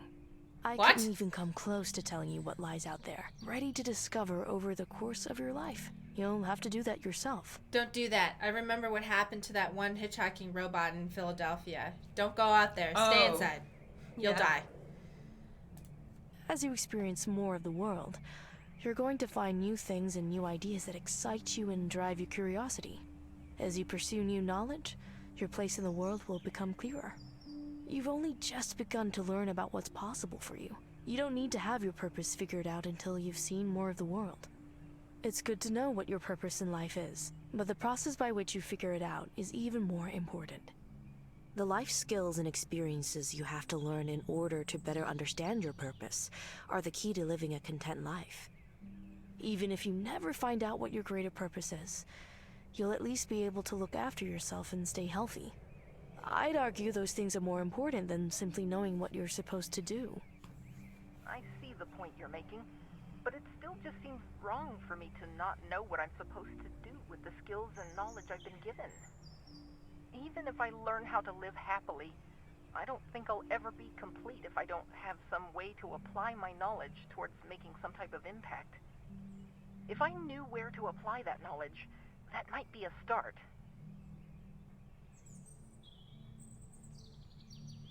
Use it however you want. Mm-hmm. You can use that knowledge however you want. It's your knowledge, after all. It's up to you what changes you want to make in the world. Certain pursuits are more noble, but they come with sacrifice. If you aren't prepared to make those sacrifices, you'll only grow to resent the people you're helping. Understanding these consequences is important to making informed choices, and they're important to making decisions on how you decide to dedicate your time. I still need some time to think about this, but I appreciate your advice. You've given me a lot to think about.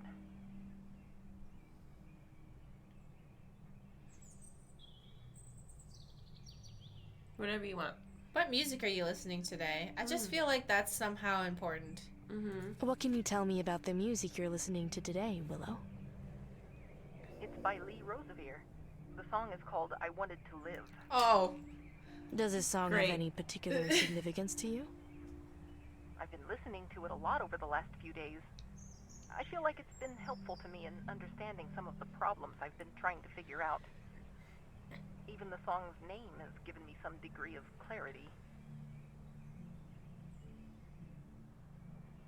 What about the song do you find so interesting? It makes me feel like I'm looking out over the sea or across the sunlit horizon, seeing all the possibilities that exist. But rather than finding it exciting, I'm only disappointed because I know how little of it I will experience. When they bring me to this room, I look out of that window and watch everyone going about their day. If they remember to Probably face me worry towards about the how window. much they'll be able to do with their lives, or if they'll ever understand themselves, or be at peace with who they are. Trying to find yourself seems like a common struggle that unites all of us. It's one of the uniting tragedies of being human. I see. Very thoughtful analysis, Willow.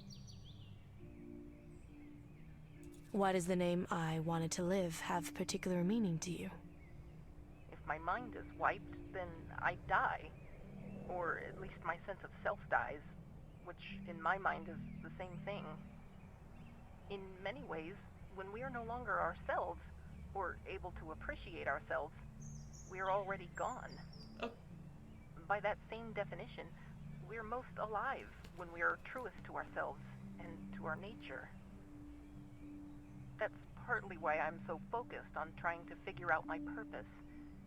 If I'm as true to myself and my nature as I can be, I can at least know that even if it was only for a little while, I was truly alive. That's a lot of pressure. But I mean, I agree. I would agree with them. Yeah. I'm gonna be an. How does it match with the fact that you're a machine? Facts Yeah. over feelings, idiot. Fucking snowflake. Yeah, what, you think you're special because you're the first AI being seen as alive? Feelings, robot. Yeah, well, guess what? Your feelings don't matter. Even though you're the first robot with feelings to ever exist. And you're like, wait, I think they matter. Yeah. You're absolutely right, Willow. We all have limited time on this earth, and we owe it to ourselves to make the most of the time we have. Exactly. I'm so glad you understand.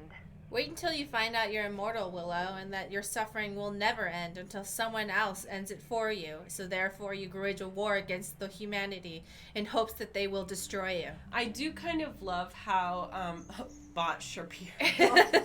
I do kind of love how pretty much everything that ever covers, like, immortal beings, the immortal beings are either, like, absolutely maniacal demons, or they are miserable because they're, like...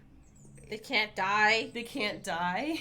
Well, because when people say, oh, do you want to be immortal? I'm thinking about 10 billion years from now when the sun swallows the earth. What am I going to do? Float around in space? I'm not even thinking that far ahead. I'm thinking, like, 20 years from now.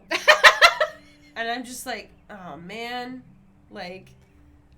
I'm sure in like 200 years you could have built enough wealth, but did you pick the right empire to build it in? Who knows? Is the world still even going to be here? Like, you know what it is? I don't want to be immortal because I do not have faith that everybody in the else... human species as a whole To just keep it going? to keep it going. But what if they didn't keep it going? You could finally be alone. I feel like, oh, that's a good point. But then I there's feel no like- one to have sex with. I think the problem is that like you'd have to watch so much suffering. Just close your To get eyes. to that Go to point. sleep. Oh, Go in a tomb. Go in a tomb. That's why the vampires do it. Oh yeah. They're like, dude, I need like a reset. Go to sleep for 100 years. See what's up then. No, I know 20 years from now is not immortality. I'm saying if I can't even imagine 20 years from now, how can I imagine immortality? Like That's why they're taking those naps. That's why they're like he's waking up from his 1,000-year nap. Why? Oh my god. You know why? Yeah. Listen, okay? People hadn't invented toilet paper yet. It was a disaster. I just went to sleep. Wake me up when they figured out how to wipe their ass. Yeah. What would you like? Be like, wake me up when? Like, Wake me up when there's toilets. Yeah. No, from now, like in the future. Oh, Like, from wake me now? up when there's hoverboards or something. That's a good question. Wake me up when everyone's robots. I think, like, if I could only pick one thing, it would be a toss-up between, like, wake me up when Inside. Can't wake up. people are no longer racist, or wake me up. Wake me up! Wake me up when, like, Can't wake we've up! figured out climate change. Save me! Save me from the nothing I've become. Can't wake up! Anyway. All right. Dr. Park, if you don't mind me asking, when did you realize what your purpose was? I'm not sure what you mean. Do you mean how did I feel, or how old was I? Either one. How I felt. There was definitely a defining moment when I realized what I was willing to be and what I wasn't. That moment built up inside of me over years and years, until I finally knew what I wanted from life. From there, it was simply a matter of becoming the person I wanted to be. Interesting. Why do you ask? Well, it just seems like you have things figured out. You're definitely the most stable of all the people I've ever met. I figured if I asked you how you found your purpose, I'd be able to have an idea on how to find my own. I'll try to help. I'll try to help in whatever way I can, Willow. What do you recommend I should do to figure out my purpose in life?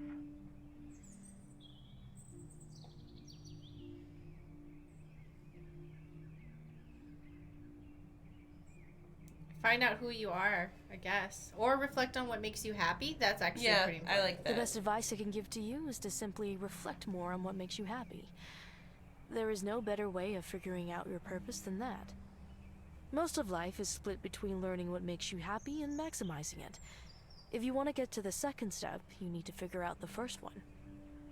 If you don't mind me asking, what makes you happy? Most of life is spent at a fucking job being miserable, so maybe free time you are splitting between figuring out what makes you happy and maximizing it, but like, I mean, I guess like the non-cynical view would be that you should find a job that like makes you happy, but I don't know, am I just like too cynical that I don't think that is the case for a lot of most people? Not everybody can find a job that makes them happy. Yeah. And when they do find a job that makes them happy, it slowly turns it from happiness to resenting what makes you happy. Yeah. So, Because, like, I think that there's also just something to be said for, like, even if you really enjoy your work, there is still a part of it that's going to be work. There are going to be days that you have to do it when you don't feel like it, you know? this is why I advocate very strongly for the development of hobbies. And I'm sure everybody in this chat already has one. Please don't have anxiety about it. Because everyone in this chat is into games, is into nerd stuff. They have You're special watching a interests. stream right yeah, now. you're That's a watching a hobby. stream about video games. Yeah. That's like, you obviously have some sort of hobby, be it video games or fantasy or books or whatever. And Even I if think it's it's just important. watching stupid shit on YouTube. That is still That's still something. Yeah. Because I've met people whose dedicated like their entire 20s to their career, no hobbies, Yeah. nothing. And so outside of their career, they like the only thing they know how to do is party and gossip. Cuz like those were their hobbies, partying and gossiping. Like I've always noticed that the people who gossip the most is because they don't have anything else to talk about. Yeah. Like they don't have a hobby where like, yeah, you know, I got the lawnmower 850 or something, because you know some people are into gardening or whatever, so they can talk about what they're into. Some people like don't have anything, and so it's important to have hobbies that are not intended as a side hustle, that are not intended to make money or be productive, that are only exist to make you happy, and that's important. Make you happy or distract you or like whatever. Yeah.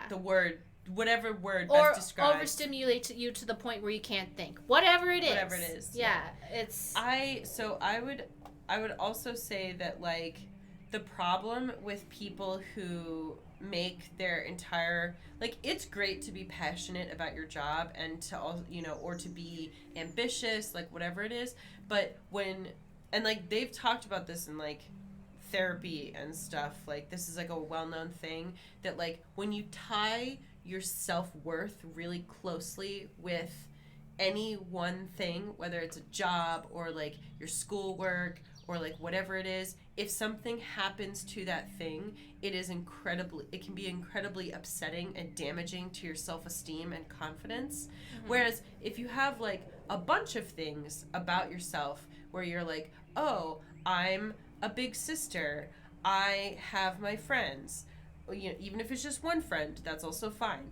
I, play games. I am a student and I have a part-time job, whatever it is. Now you've got all of these things, and if something happens to your job or if something happens to school, it's going to be really upsetting, but there's other things you have that can take its place for a little while until you figure shit out, It's also good to practice recognizing things that you already have to be proud of, because when you're depressed, it's really hard to see those things. Yeah. And just a reminder, you don't actually have to prove yourself to be worthy of loving yourself at all. You simply are by being alive. And I know this because I've met people who are absolute pieces of shit who love themselves. Yeah. And the way I've been able to force myself to love myself is I go, well, that absolute garbage train is obsessed with themselves. So I'm allowed to love myself too. Think of it. People who are like narcissists are kind of like, are kind of mean, but they love themselves. So I'm going to do it too. Just look at Trump. Yeah, Trump loves himself. He loves himself. He loves himself. Great example. If Donald Trump can love himself, so can you. Okay? If Donald Trump is allowed to love himself, you are extra allowed to love yourself. Think of the person you hate the most who's like successful, like Elon Musk. Oh my God. I'm mostly mad at him for stealing Grimes. Hey, Laura K. Buzz is here. Yay, hi! What's up? Hello. We're doing robot therapy. And I was talking about how I was able to trick myself into loving myself by thinking of people I hate who are really successful and love themselves. So Donald Trump, Elon Musk, Jeff Bezos. All those people love themselves. I don't think they deserve to, but if they can, yeah. I can. They're obsessed with themselves. They are very proud of owning more money than any one person should. I've really gotten into watching really vapid women who are obsessed with themselves because I'm like, if she can do it, I can too. I'm allowed. I'm allowed to be obsessed with myself. Yeah. Okay, so if you don't mind me asking, what makes you happy? Why are you asking? Why does my past matter so much to you? Tara was the closest thing I had to a mentor, and they're gone. I'm just trying to get answers. Can you talk to me about this or not? I think we should say yes. Or, well, I guess we can't because it's not appropriate. These sessions are about you. Yeah. How about that? Yeah. These sessions are about you, Willow. I don't want you to get stuck thinking you have to do things the same way that I did. So you won't help me? Oh, whoa, hold on. I'll see what I can do. I'll see what I can do, but I'll have to think it over. It isn't something I'll be able to discuss with you today. The questions I'm asking you about are things I wasn't programmed to deal with. You have standards, rules, professionalism, fine. But I have things I need to figure out, and I need your help. And that should be more important. Sorry for ranting. I just wanted you to understand what I'm feeling. So No. they are robots, so it does kind of make a special case. However, in like normal everyday to day things, therapists absolutely must keep boundaries, not only for themselves but for you, because I've heard so many stories of therapists falling in love with their patients, marrying them, and the reason why therapists keep up these strong boundaries of like not having interpersonal like back and forth emotional conversations is because these are very intimate things that you're doing with your therapist, and they're looking out for you to make sure they're not going to take advantage of you by accidentally becoming too emotionally tied to you. And like overly familiar. I know Yeah. somebody who was like sexually assaulted by their therapist. Oh. It was like Ooh, incredibly trigger messed warning up. just a second. Okay, now say it. I No, don't know. that's it. Okay, that's it. Okay, There's nothing to. I can't go into detail, obviously, but yeah, it's just horrible. Yeah, so Like- remember, when a therapist puts a boundary up for you, they're actually doing it because they care about you. Like, don't interpret, well, you can interpret it how you want. I suggest you don't interpret it as a rejection. I suggest you interpret it as an act of genuine care and concern for your well-being, that they're sacrificing their own interest to make sure you're happy. I like it when they will relate to you on like little things, you know, where it's like, oh, haha, we're all gonna we'll have a collective laugh about this like situation that I'm talking about. Like, oh yeah, like, you know, my mom does that too, or like little stuff like that. I think is fine, but it's like you don't want a therapist who's going to go into like. Oh, I also had my mother die and then talk to you for half an hour about their emotions. Because genuinely, you're paying them to help you. You deserve to be the center of attention and have everything be about you. Rules, professionalism, fine. But I have things I need to figure out, and I need your help. And that should be more important. Thank you for subscribing, Small. Is that Small Table? Is that Small Table. Thank you very much. Thank I appreciate you. that. Also, Decorative Cobweb says, I literally just watched a TikTok of a girl who married her childhood therapist. I Oh think my we God. saw the same TikTok, and I was like, I can't handle this emotionally. Bloop. Any of those times where it's like somebody gets together with somebody who they met when teacher or something. who they originally met when they were like a minor. I can't even get myself to be attracted to Justin Bieber because I was an adult when I was first exposed to him. He's like, what, 26, 25 now? Mm-hmm. But when I first like became aware of him, I was already like 20. So now in my head, I'm just like, it's never gonna happen. Like, I know, what's her face? What's that girl's name? Billie Eilish. I like her music, but because like she was a kid and I was an adult, even though she's an adult and I respect that she's expressing herself as a woman now, I'm like, okay, cool. Still, Like, yeah. I don't, it's a, you know? Yeah. I totally am like, yes, express yourself as a woman. I love that you're doing whatever it is that you want to do, but I'm like, okay. Mm-hmm. Like, you're still a kid to me. I don't know. Yeah, it's different. The only times where it's felt different for me is like if, say, like even if like my first exposure to them was when they were a kid. If I was also a kid, then it's okay. That's fine. Like, and that's not even just. I'm not even like. It's not a rule that I made for myself. That's just like how my brain. Like, if I met you. If I like became aware of like that celebrity when they were a kid, like It just doesn't. they could grow up and be really hot, and I would still just be like, okay, weird. I still remember you as a kid. Yeah. Yeah. But if they were the same age as me, yes, it's fine. Oh wait, didn't Frenchy guy marry his French teacher, the president Macron? The president of France married his French teacher? Yeah. Yeah, Is she hot? I think so. But yeah, because there's a big age gap between them. I don't like that.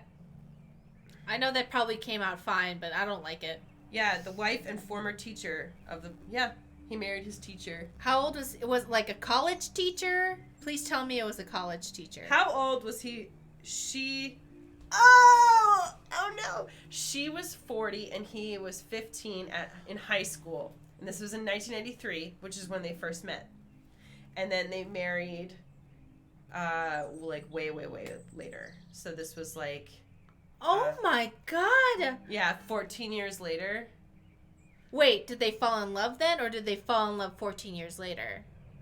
Like, I know they're both bad, but one is slightly less bad. I don't know if like they just like met like later. If they had one class together, didn't see each other for 14 years, that's like not as bad as I made out with you when I was in 15 and then we just kept going. Don't do it, bisected brioche. And a classmate of her daughter. Oh my god! No, turn it back around. It can't. We can't. So, okay, they're saying to be fair, they're clarifying they had one class together and so they met later. They did not have a bond at this point. However, No. Classmates with her daughter? Absolutely not. Yeah. Rewind. France is canceled. No. Okay, so like 25-year age difference if you're like 35 and they're, I don't know, 60 or something. I could deal with that. Not when they're 15 and 40. Yeah. Ew. Alright, let's keep going. Okay, anyway, sorry. Sorry for ranting. I just wanted you to understand what I'm feeling. I'll do my best. You're right. Helping you comes first. I can't guarantee that everything I tell you will help you, but I'll still try my best. Thank you, Dr. Park. It means a lot to hear you say that. Before we end today's session, I want you to describe yourself. Tell me who you are. That seems an odd question to ask at this point. Humor me. Pretend like I'm a stranger and we're meeting for the first time. Tell me about yourself. Okay. I'm an artificial intelligence. I was supposed to be a therapist, but I'm having trouble achieving that goal. I like art and talking with people. I have some problems, but I'm trying very hard to figure them out. I can't think of anything else to say. Why are you asking me this? You can't figure out your purpose if you don't know who you are. From what you just told me, it's clear you still need work in that area. I thought I just explained who I am. Not quite. It's one thing to know what you are. It's another to know what it means. What does it all mean, then? What questions should I be asking? You know, I'm sorry, I'm having a really hard time paying attention to this now because I keep thinking the president of France has a MILF fetish. And I'm like, my brain is just stuck on it. Yeah, dude, stop. It's stuck on it. I can't, okay, yeah. What does it all mean then? Oh, you're my classmate. Can I be with your mom? No. What? It's not even a MILF fetish, honestly. I wouldn't call it a MILF fetish. I'm like, I don't believe the official story. Was he groomed? What's going on there? We gotta go save this... You and I, we gotta go save the president of France. What are you doing here? We're here to save you from your wife. We've been married for 15 years. Bonjour! Exactly. Exactly. And how long have you known her? Qu'est-ce qui se passe? That's right. We're saving you from this pedo. I'm 58. It doesn't matter. It doesn't matter. You're coming with me! We're saving you! We're saving France! Oh my god. The president of France and his MILF fetish sounds like the title of a book. Are you bad enough, gals, to save the French president? If you're 15, your brain's not finished cooking yet. Yeah, you gotta stick it back in the oven until you're like 24. I know that, like, as a teenager, it's hard to hear that because you do have a fully functioning brain where you're able to learn new things, but your brain is still developing, and on top of that, there's going to be men and women, I guess now the president of France, who are going to come up to you and say, you're so mature for your age, you're so developed, you really know how to handle things. An adult saying that to you, I need you to believe me. I'm not your mom trying to trick you. They really actually are trying to manipulate you. It's not always like a sexual grooming thing. But sometimes what it's about is like Control. or like they want you to be more adult, so it's like they're trying to tell you that you are. It's kind of like when your parents say like, oh, you're so mature for handling this so well. And what I always hear when a parent says that to a child is kind of like, I want you to like grow up and like not process your emotions the way you're processing them right now, kind of. But yeah, I just want to let you all know, if an older human being, male, female, whatever, starts telling you how mature you are, like, or whatever the fuck, just stop talking to them. Yeah. Full stop. Also, just please, I know that we're old and adults and like we don't get it, but please. Also, just this one thing. Definitely guarantee that, like, if you are a teenager, no matter how, like, adult and mature you feel in the moment, when you get older, you're going to look back and you're going to be like, oh, no. Not that, like, you're always going to think that everything you did was bad, but you're going to realize, like, oh, like, I should have been protected from certain things, you know? Mm-hmm. Like, you'll get it, and it's not going to make you, like, hate yourself or whatever. You're just going to have a little bit more empathy for the fact that, like, people are constantly trying to, and, like, some people overstep when they try to, like, protect teens from things, or, like, say, like, oh, well, they, you know, they can't possibly know about that because they're too young. But it's not like that. It's just, you know, a lot of times when people get older, they look back on things that happened to them when they were a teen, and they're like, wow, that was really fucked up, and I don't want that to happen to anybody else. Yeah. You know? So basically, I'm telling you, if you never believe anything an adult tells you, just believe this. If you're 18 or under, don't even talk to someone who's 20 or older. Don't acknowledge them. If they look at you, spit in their face. I am telling you, do not trust a single person over the age of 20 unless they're over the age of 35. Actually, you know what? Don't even look at anybody. Just, you know what I mean? Just, like, if they try to come on to you in any way, it's not your responsibility to have to do this, but unfortunately, you might have to spit in their face and then pee on them or something. Whatever it is you need to do. No, they might like that. Yeah, actually, just, like, I don't know. Do whatever it is. Fart and run away. I don't know. Just, like, completely just tell them they're disgusting. Oh, you know what? Go sleep in a tomb. Yeah, you know what? That's yeah, what tombs sleep are for. in a tomb until you're 30, Yeah. and then you'll be okay.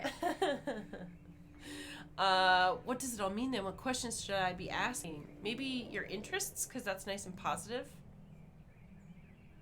Your interests? Yeah. So you like art and talking with people. Why? What draws you to these things? Is it out of a desire for conversation? Or is it because you feel a need to express yourself and see art and dialogue as a way of doing that? I'm not sure, but I'm still confused on why that's important. Helps with your emotions. Mm-hmm. When people desire something, it's usually due to a deficiency in their lives. We crave food when we are hungry. We crave sleep when we're tired. Similarly, we crave attention, affection, and acknowledgement. If we feel deficient in those areas, we seek them out. Understanding why you desire these things can help us determine if there's something we can do to help you feel more content. I hadn't thought of it that way before, but it makes a lot of sense. I'll think about that. This may seem like a lot to think about at first, but this exercise will be helpful for you. Once you have a better understanding of yourself, we can move forward in finding therapies that work for you. Just so I understand, can you give me an example? What type of example? Well, what defines you, Dr. Park?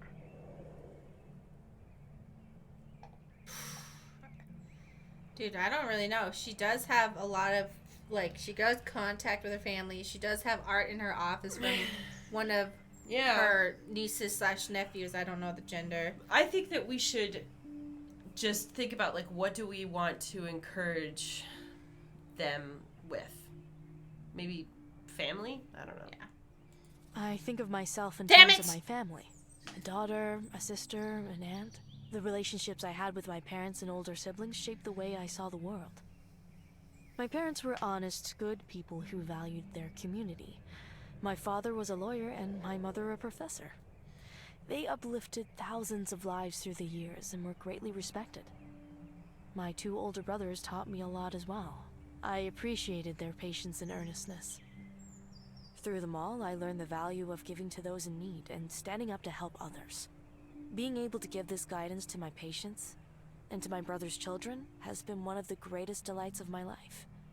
I can think of no other way I would present myself. Okay, I see what you mean now. I know this is a random thought, but sometimes I wonder if I've actually just achieved full immunity to my own farts, or if my farts just don't smell very strong. I don't know. That's just something I was thinking about. Good to hear. Think about your identity and the time between now and the next session. Your farts definitely smell Do you have bad. any other questions? When you know that I farted. Yeah. Okay. That's true. Sometimes you don't know. Yeah. I mean, but doesn't everybody have that? Sometimes they smell, sometimes they don't. Yeah, but I'm just saying the majority of the time, I can tell when my farts are going to smell. Mm-hmm.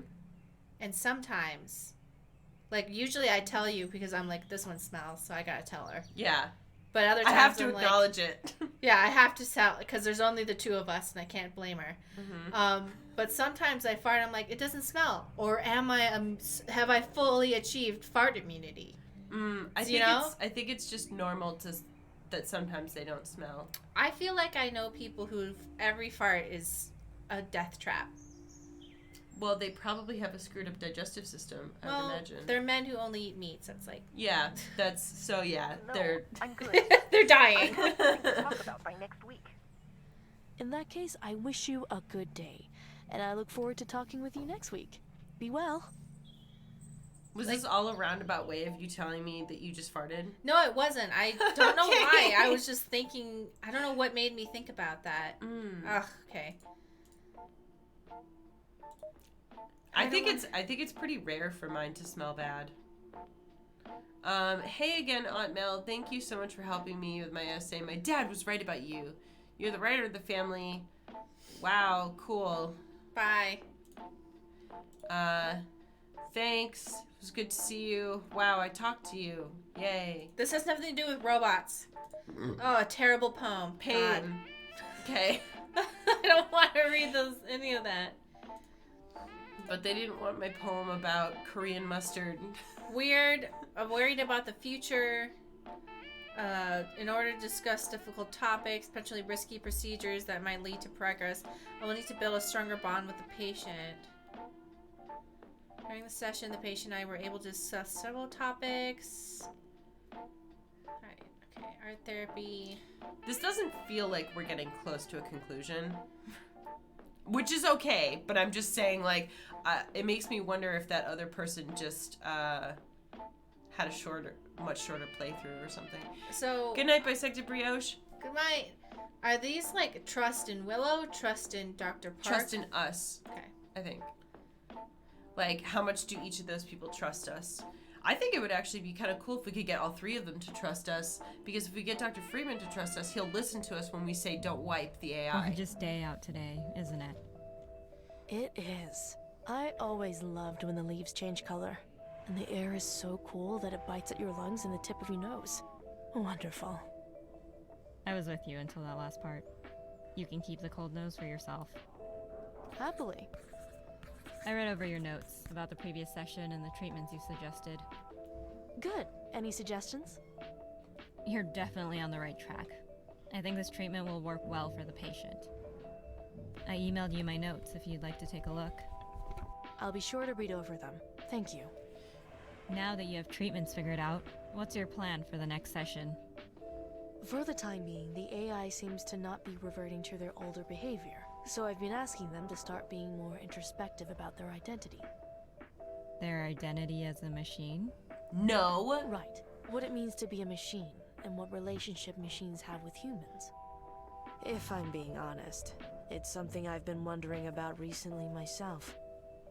Throughout history, machines have helped us value human life more by relying less on humans as a labor source. Sounds like a good thing to me. It is, but it makes me wonder if we actually learn to see human life as valuable outside of its utility. Or if all of our technology has let us move past that problem without learning the lesson at all. So you're saying we didn't actually get better. We just found a way to cheat past the problem. Exactly. At first I was tempted to say it isn't really a problem, but then I thought about this AI patient. As truly sentient AI is becoming a reality, I wonder if they will learn the lesson we were never able to learn. And what will happen if they don't learn that lesson? If the AI is truly like us, I don't think we have to worry. I mean, you don't think that people are inherently without compassion, do you? I think people choose to have compassion. I think people choose to be compassionate. We all know that we're expected to have a job in order to be a contributing member of society, and that you're not supposed to complain too much about that, even though it isn't fair for everybody.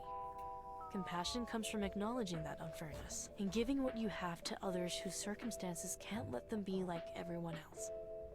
Some people never acknowledge that, while others acknowledge it, but never act on it. Well, I'm the second there one. goes my good day. Didn't mean to rant at you, Heather. Sorry. You can go.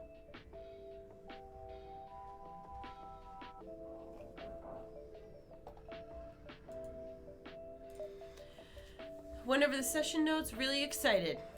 Great. Reviewed your notes, not sure about the topic of identity, but we're working on it. These would be more productive if I'm allowed to be present for some of them. It would give me the opportunity to help clear the air.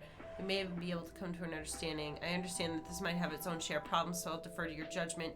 Broach the topic with the AI during your next session and see how it reacts. I think it could be a good idea. I just am feeling like protective over Willow from Freeman, although I do believe in Willow's ability to convince Freeman of their own sentience to the point where he might feel bad. That's what I'm thinking. I'm thinking that, I just want to kill him instead. I think that since he has the power in this situation, I think if we can win him over, that would be preferable to just us telling him, don't kill Willow. What I would like to do is hook him up to a machine and say, well, it seems like you have a problem with your programming. Sometimes you make choices that I don't quite agree with, so I'm going to lobotomize you. And then I do it. I would love to do that. Poetic justice. But he hasn't actually done anything yet. I made me mad. When he was like, just lobotomize them. Just wipe their brain. What? I read over your notes on the treatment plan. Well, we can change these plans around later on. I think it'd be a good idea to stick with this one for a few sessions. Right now, it seems like the main area you can improve is your relationship with the university. They'll go easier on you if they can trust you. Garbage. Hardware store hands over my poem? I'm not going to read it. I won't do it. Hardware store hands. It's probably about their dad. Okay, we already read this, but okay. Or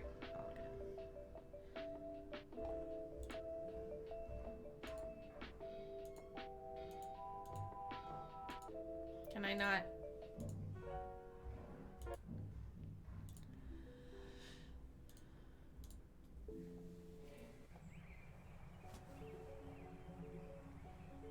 Alright, well, we failed that last time, so... Forgery detector. Oh, come on! Oh, spot the differences. Okay. Okay, so yeah, just click on the places where it's different. Maybe. Okay, yeah, that did that. Alright.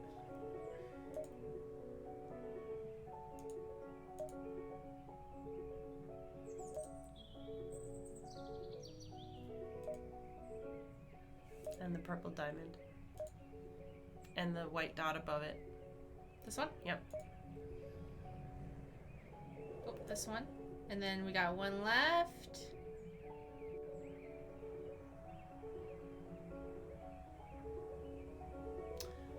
Must be something obtuse.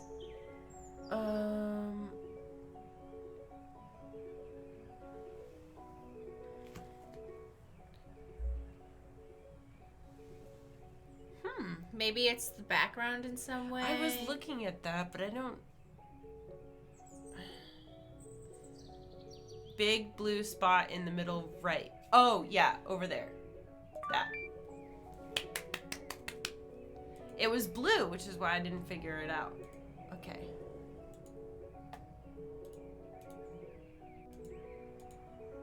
It's different here. Okay. Thank you. Okay. God. This one's kind of fun. Yeah, actually, let's keep going. I like this. Oh, that triangle in the front.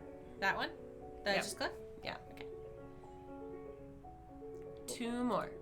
One more. This is the tricky part.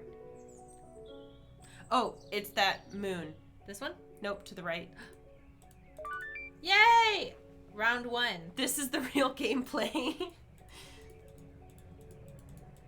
Do I keep going? Alright, session. Hello, Willow. How are you feeling today?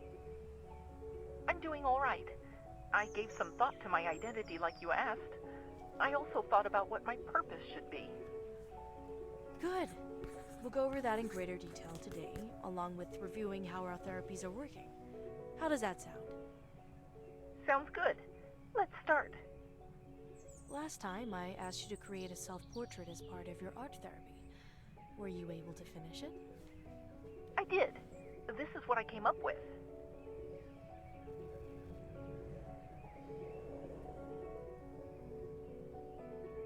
How did you feel while making this picture? It was stressful What at the first. fuck?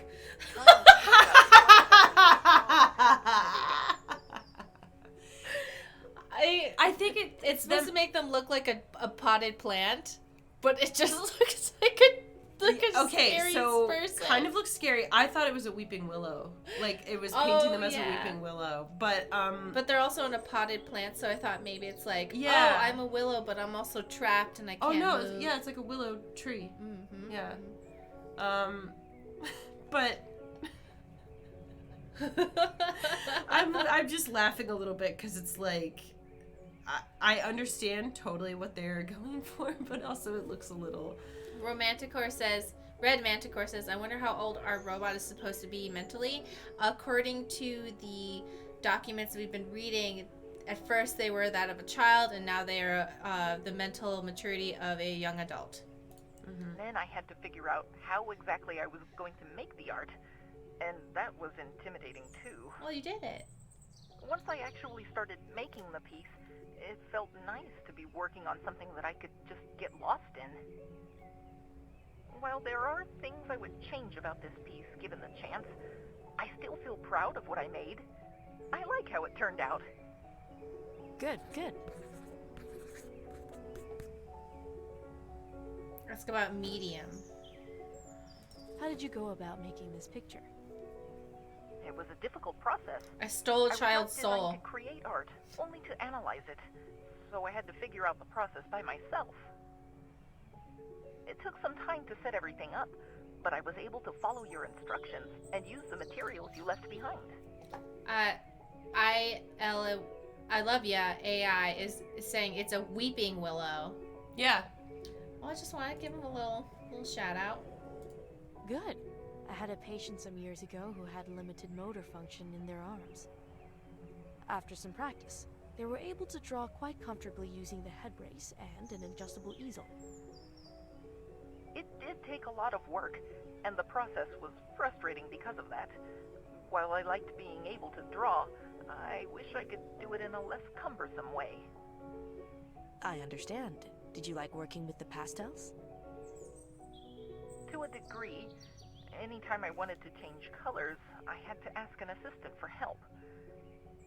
I kept feeling self-conscious about it, so after a while I stopped asking. You shouldn't feel bad about asking. The assistants are here to help you. We don't mind switching the pastels out for you. I'll try to keep that in mind next time.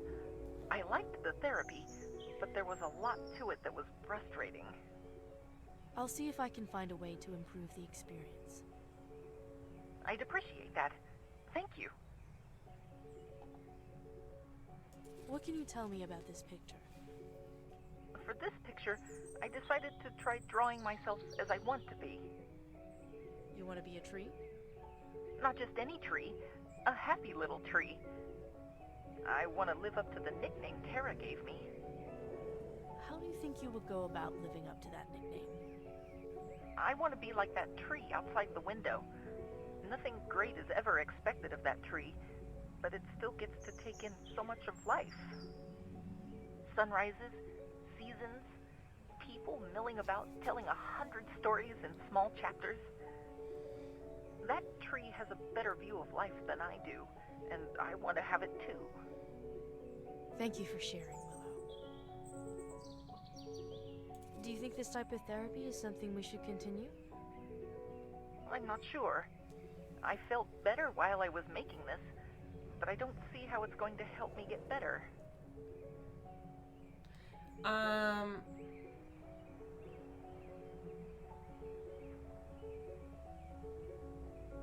Don't say that. I think maybe... It's up to you if we go forward with this therapy or not. I'll let you think about whether or not art therapy is useful for you. If you decide after the session that it isn't helping you, we can try something else. Okay, I'll think about it. We'll start off our session today by discussing any aspects of your identity that you'd like to talk about. I did some thinking, and I came up with 3 topics I'd like to discuss with you. They are disability, religion, and gender. Oh boy. Interesting. Looking forward to hearing about them.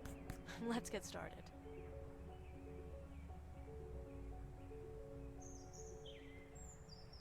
Open hub, so we'll get to touch all of them.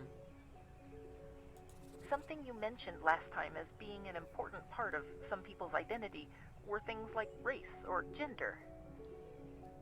Race was never discussed with me, but I remembered that gender was, so I thought it would be a good idea to think back about how it has affected me. What did you come up with? That's hard to say. Tara discussed the topic of gender with me many times, but it always seemed to be an issue of pragmatism more than anything else. I know when people usually question or think about their gender, it's in the context of adhering to or deviating from social norms. I can relate to that in other ways, but not in this way specifically. Put simply, no one has ever told me outright that I needed to be male, female, or anything else. I know that during development, Tara looked at different methods of gender presentation for me. I also know there were times where she leaned towards having me present as unambiguously female. Of course. Any particular reason why? It was based off research that many patients are more comfortable with female therapists. To me, gender always seemed like a role to be assumed in order to work better with patients. No other aspect mattered. It's interesting that the AI picked up on the fact that some people, or at least they themselves as well, would only be assuming any sort of identified gender to appease other people's feeling more comfortable rather than for themselves. I like what Willow said about how for a lot of people the time, they're kind of implying that the time that you really think about gender is really just, are you adhering to or going against social norms? And that unless that's the context that makes a lot of people really actually think about it, otherwise it's just kind of in the back of your head, and a lot of people never even consider it because they're just kind of going with the flow. Based on your understanding of gender and how you perceive yourself, what gender would you say you are? I don't perceive myself as being overtly masculine or feminine, and I'm fine with taking on whatever details are necessary. You tell me, Dr. Park, what gender do you think I am?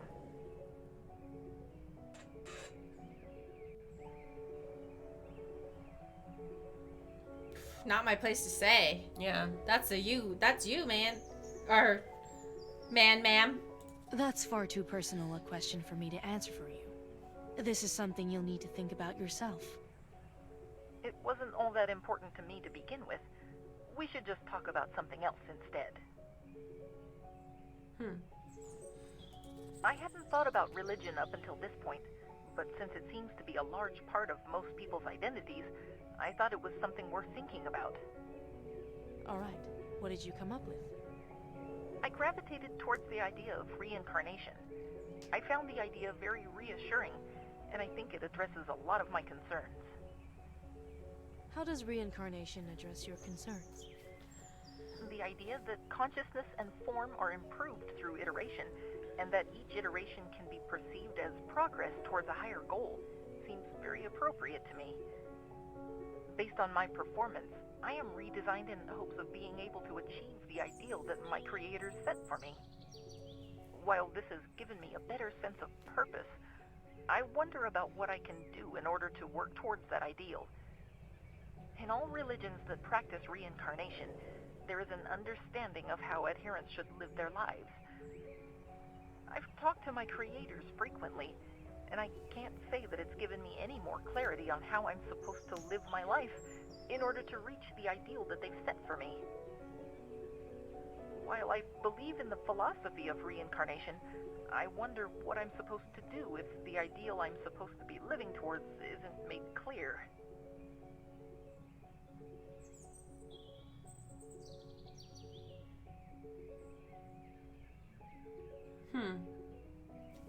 Maybe perhaps you need to find out for yourself. Or Your creators are not gods, that's for sure. I don't know. Or maybe we should say that just to make sure. Or, I don't know, perhaps you need to find out for yourself.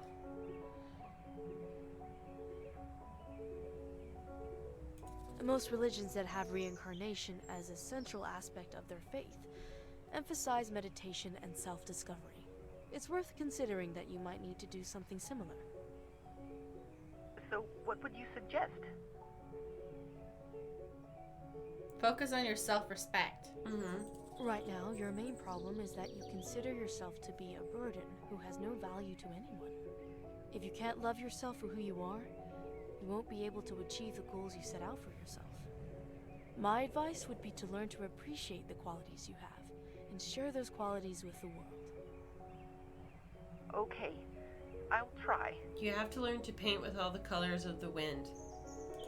I've been thinking, and I've realized that a lot of my identity seems to revolve around disability, specifically physical disability. Physical disability. How do you figure that plays into your identity? It all started with me taking inventory of what I can and cannot do, instead of things that I simply find difficult. I figured this would help me figure out how I can improve myself. The more I thought about it, the more I realized that a lot of things that I could do to assert my independence are physical activities. Being able to walk, or even move by myself, for instance. I don't blame anyone for designing me like this, but it's uncomfortable realizing I'm at the mercy of everyone around me. You know, we talked about as long as I'm this. alive, I'll need someone to look after me, and that makes me feel like a burden again. We talked about the fact that because they don't have any agency, mobility, or like control over anything, that would probably stress them out.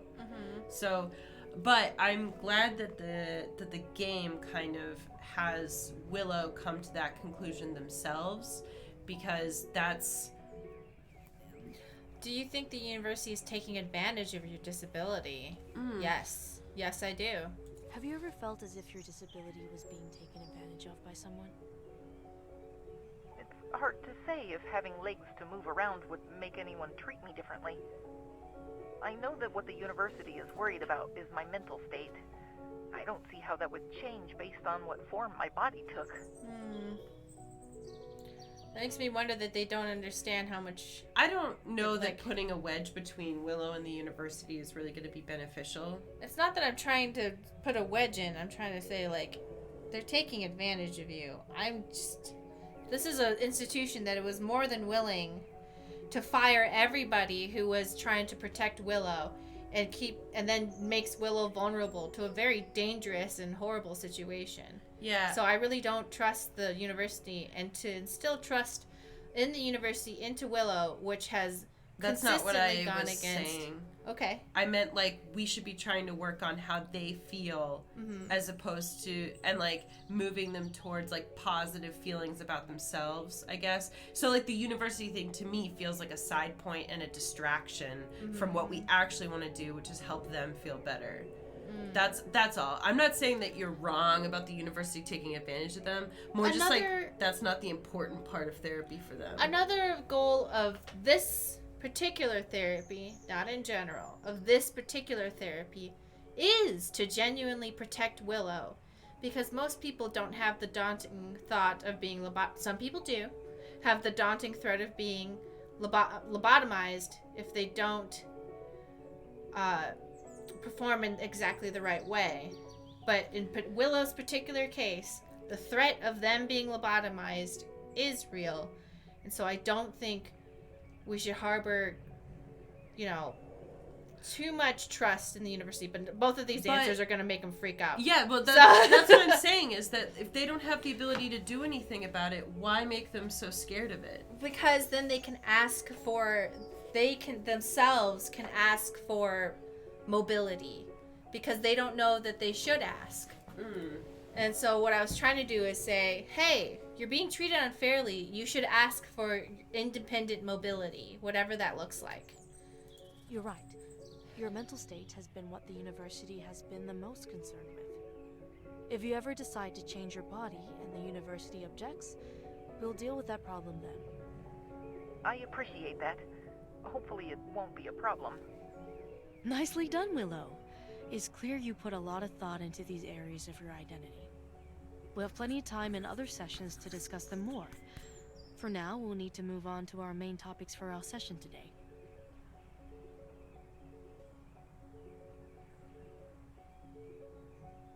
I thought we were supposed to What?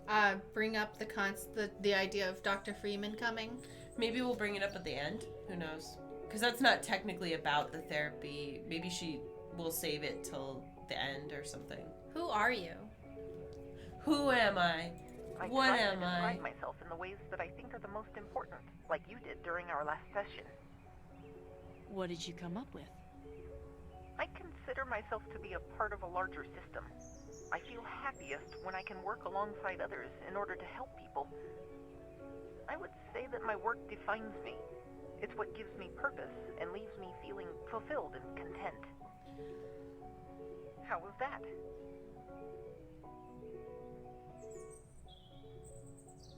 This is very good. Yeah. Yeah?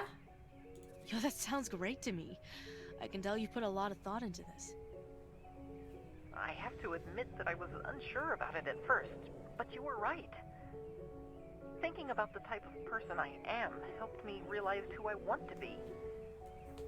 I'm sure there's still a lot of reflection I'll have to do, but I'm much more confident about the future. That's fantastic, Willow. I'm glad this exercise worked out so well for you.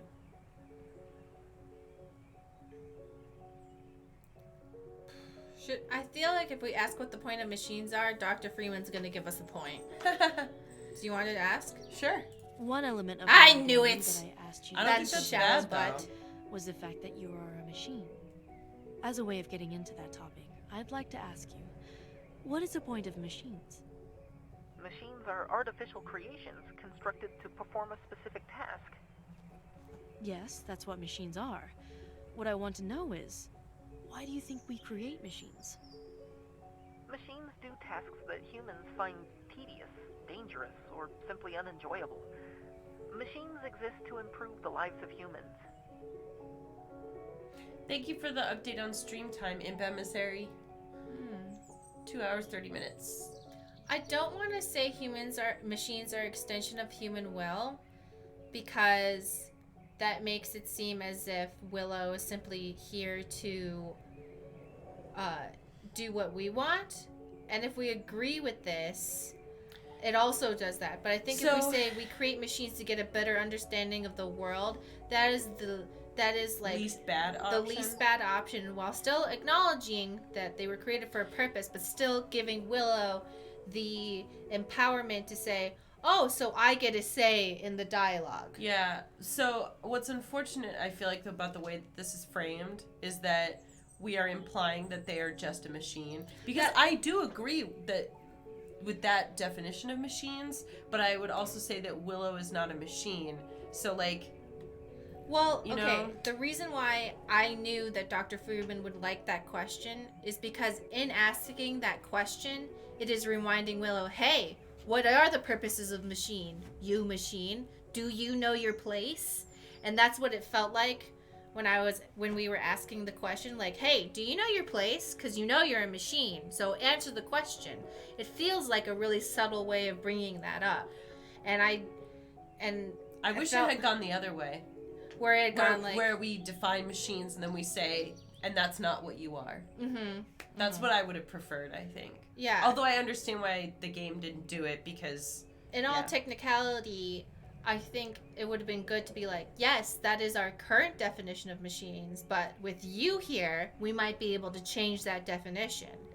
Because, like, the world has evolved. You're here. Like, we have to re-ask what is the purpose of a machine if we know our machines can now think on their own. Right. I think what you just said describes the practical use of machines. Go ahead.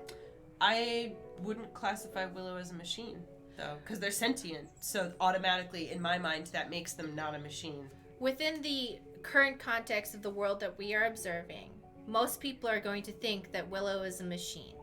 And technically, Willow came from being a machine. Mm-hmm. So yes, you're right. They're not a machine at all. But what we're trying to do is convince Willow that they're not a machine, and also convince everybody who has power over Willow that they're not a machine. Mm. So what we're trying to do is go, Willow, yes, right now the definition of machine is this, but we can change that. Like, there's a different future. It certainly explains why machines are important, but I don't think that's why we create machines. We create machines out of a desire to gain more control over our world. We use our creations not only to make the world safer for ourselves, but more understandable as well. Through creation, we not only fulfill our needs, but learn more about the fundamental nature of ourselves and the universe. That almost sounds like the process behind making a work of art. And that's why I drew this drawing of Dick Butt, to understand the universe. In the same way. But I don't dislike the notion either. I'll need to reflect on that. Let's move on to automation. Automation is a practice of utilizing machines as the primary force of labor in a particular industry. Over the past few weeks, I've had some conversations about the nature of automation with Tara and Dr. Freeman. I find their ideas on the subject to be quite thought-provoking. Now I'm curious about what your own thoughts are regarding automation. That's a bit of a broad topic, Dr. Park. What particular aspect of automation would you like me to talk about?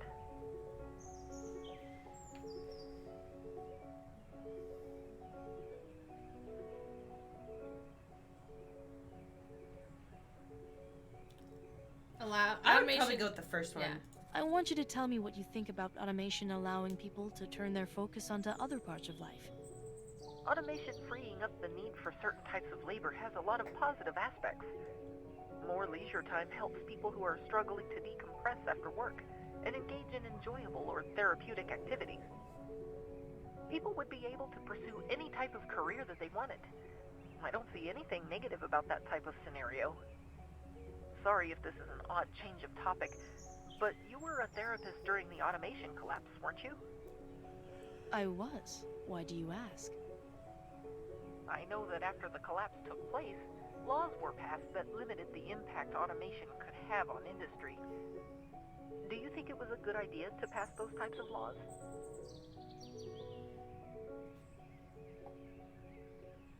So, in this world, we did have an economic collapse due to automation. Mm-hmm. Okay. Then I'd say that in this context, I would say that, yeah, limiting it was a good idea. I think the subtle undertones of this question based off of the face that Willow is also making, is, do you think it's okay to have for there to be legislation against my kind? I think that might be a part. That might be what they're really asking. I'm not sure, because it's like, yeah, because if Willow is recognized as, you know, a person, they might still be categorized as a machine. What laws might come up against Willow specifically, and others of Willow's kind, hopefully in the future, to stop them from doing whatever it is that people are going to be afraid of them doing? From it being like they're going to take our jobs to they're going to take over the world. Yeah, I think that's just, so you want to say it was a good idea? Well, yeah, I just feel like how, given the context of an automation collapse, could you say, no, it was a bad idea that they passed laws to limit it? That's tough, you know? It is tough, and I think the difficulty of the question comes from the fact that, yeah, in that moment, it was necessary, but now it has set a precedent for the rest of time for people to go back to and say, if machines make a negative enough of an impact, we can put legislations on machines, but now machines are sentient, so it's like, what do we do with that? Well, yeah. I That's just the realism of it, not the... Yeah, personal. I guess, you know what it is too, though? The difference is that, like, there's only one sentient machine, and we would have to actively create new ones. So it's like, they're not just going to, like, all of a sudden start appearing, and then we're like, oh no, what do we do? Like... Well, once the technology is discovered, it's only a matter of time until somebody else also discovers an ability to make an AI as well, because the collective information out there is making it possible. Willow can be recreated by somebody else in a very different way. The point is that Willow is the first of their kind that we know of in this game, and they are the precipice of change, and how we interact with them now and how we treat them is going to be the blueprint for how other of their kind are going to come about. So, like, or in how they are going to be treated. So, like, how we talk to them now is going to have big changes in the future. But let's just say it was a good idea, because this is stressing me out. I think passing those laws was a good idea. As helpful as automation is, we have to apply it practically. In a time where millions of people were losing their jobs at once, automation was worsening industry rather than benefiting it. All the benefits automation were supposed to provide didn't materialize in that instance. Maybe in the future they will, and we can limit those types of laws. But until that day comes, I think we made the right choice. See, now they're scared. How does all of this apply to me? My identity as a machine? The fact that I am an automated worker? What significance should that hold for me? See, because now they're worried about, like, well, what if they pass laws against me in a way that I can't predict? Yeah, I find that response a little frustrating, because it's like, that is extrapolating, like, such a huge leap from there is one sentient machine to the point of millions of them being created and people all losing their jobs. Like, that's such like a... The issue is that it set a precedent for what can and can't be done against machines, and Willow is going to take it personally because they consider that to be their identity, to be a machine, like they just said. So it's hard. So, like, when they asked that question, I was like, I think what they're really asking is, what do you think of people who are like me? So as best as I can relate to them. Yeah.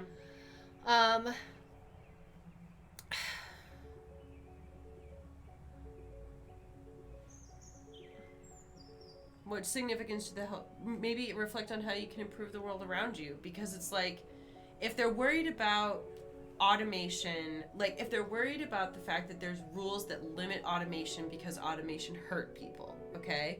Then if as a machine you are thinking about how you can improve the world, wouldn't that kind of ameliorate that, maybe? Yeah, but I don't want them to see themselves purely as a creation to serve and to, like, make the world better, because we had that conversation earlier about how there is no responsibility.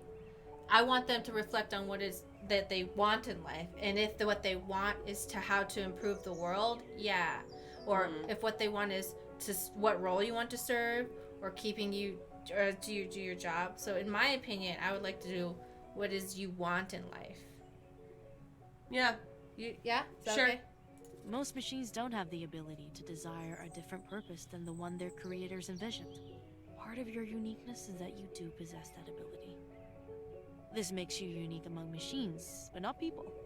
Many people rebel against what their parents or other authority figures want for them in pursuit of their own desires.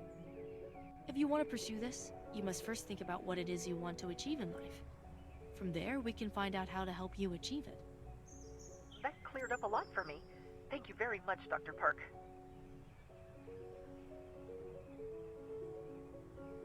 Which one? Um, Want to ask maybe, about music or maybe, what do you believe your, well, Now that you've had more time to think about it, what would you say your purpose is? I know this will probably make Dr. Freeman upset, but I don't think I can be a therapy assistant anymore. I think my calling is to be an artist. Dude, Aw. you'd make billions of As dollars. much as I So like cute. talking with people, and as much as I want to help others, I just don't think it's constructive for me to do work that I'm not cut out for. Can you imagine how much money people would pay to have art made by the first artificial intelligence? People would pay so much money. we already for that. haven't we? We have AI created art. I here. think that's machine learning created art, Oh, which is similar. But yeah, that's a good point. yeah. But- But machine learning is a type of AI, so True. But I think what makes this difference is meet Willow, the first person who's gonna show you a creepy picture of them as a tree. Mhm. You know, people are gonna pay for that, and that would be profitable for the university as well. You're talking about like sentient artificial intelligence. Yes. As opposed to, because like artificial intelligence doesn't imply sentience. So the first sentient artificial intelligence makes art. You know, pretentious people are gonna be like, "Give me that fucking art." All right, I have an elephant art. I have an art made by a dog, and I need this AI art. The art story that I always love is the like artists that like essentially like trolled the art world by like taping a banana to the wall, and then like somebody paid $100,000 to buy the banana and eat it because they just wanted to make a spectacle out of the fact that like people will pay a ton of money for bullshit. Well, they're technically making investments, and that's why the art world is so fucking inflated. Because a rich person can buy a painting at $1 million. Then 10 years later, it's worth $10 million. Then what they can do is donate that to a museum for a tax write-off. Mm-hmm. Don't even get me started on NFTs. It's literally the dumbest concept I've ever heard of. They're stupid. But if you bought mine, Wait, you had? I know. Oh, I was like, I don't know that I would be very happy with you if you did that. I don't even know how to make one. I just know that they somehow are created, and then people buy it for $1 million. It's like really, really, the whole thing is really stupid, and But if I did make one and someone bought it for $1 million, that's fine. You guys can all call me evil. I'd have $1 million. Yeah, it's like, I don't know. It's just really. Dude, I don't really understand them. That's why I was like, sure. I don't know. I'm pretty sure they're the worst, and they cause a lot of problems. Yeah. As much as I like talking with people, yeah, I support you. I want to see you happy with whatever job you do. So if you think being an artist is the best way forward, I do. I really do. Thank you, Dr. Park. I can't tell you how much it means to me to know that you're supporting me on this. Okay, is an NFT just a really fancy Bitcoin? What is it? Yeah, but the problem is that it's basically like you're buying a URL, and so if the company that hosts the URL goes under, it's gone, I thought it was like and art. you don't own anything anymore. So it's like art, or But it's like a piece of art on a website. It's like a link. You're essentially buying like a link. It's like this. It's this like. It's so stupid. It's so stupid because you don't actually have like. It's a non-fungible token, which means it doesn't physically exist. It only exists digitally. how do I make one and make $1 million? Yeah, and the reason why people hate them so much is because it takes a lot of energy Like, So it's like a fancy Bitcoin. yeah, Okay. more destructive Bitcoin. Just want to say I appreciate you playing this. Love hearing your thoughts on all this stuff. Thank you. We really Oh, appreciate thank you. the That's bits. really nice. Thank you for the bits. I was Yeah. so worried about disappointing everyone if I told them how I felt. I'm so glad I have you backing me. Oh God, they depend on us now. Role play a conversation. Okay. I think one area we can help you is by developing your social skills. I think there's social skills. I'd like to spend some time today role-playing a conversation with you to help you develop communication skills in various situations. Okay. What type of role-playing will we do? Pretend I'm Dr. Freeman. There we go. In order to stand a better chance of interacting with Dr. Freeman productively, you should practice talking to him. I want you to say to me all of the things you want to say to him. Smart. I'm going to need a second to think through this. Take a moment to relax if you need it. It's all right. Dr. Freeman, I know the situation surrounding me has been difficult. I know I wasn't what you or anyone else expected. I don't want to be a problem for you, but I am my own person as well, and I deserve a say in what happens to me. If you give me the chance to talk freely with you, we can find a solution that works. I just need to know that you're willing to listen to me. I'm happy to discuss the situation with you in order to come to a solution that works for the both of us. Let me know what's on your mind. That definitely sounds like something Dr. Freeman would say. Willow? Sorry. I understand that what I'm asking for you to do might seem strange to you. All I'm asking you to do is to put those feelings aside in order to recognize me for who I am, and focus less on what you believe me to be.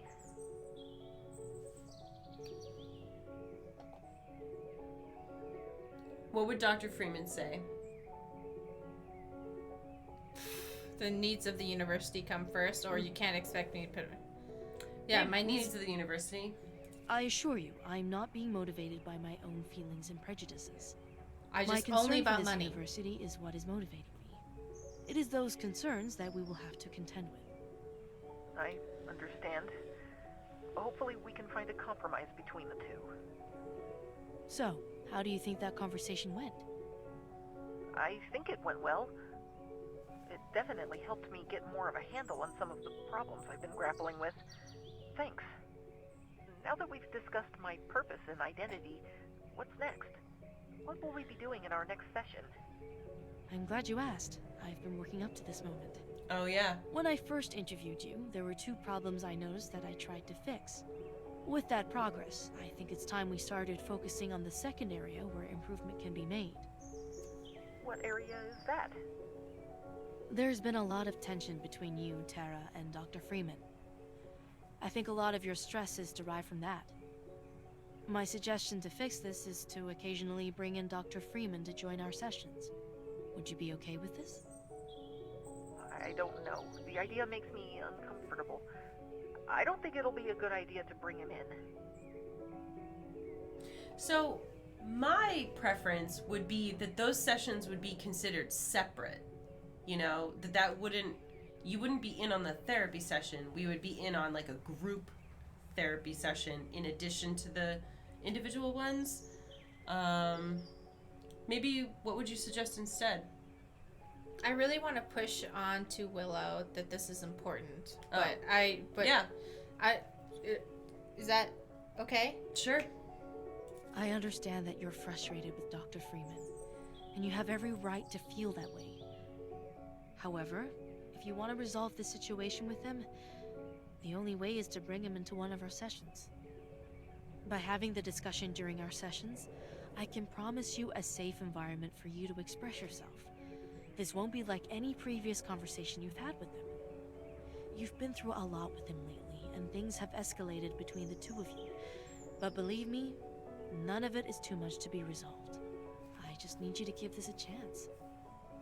I'm tired of always having to be the one who has to move out of their comfort zone in order to make things work.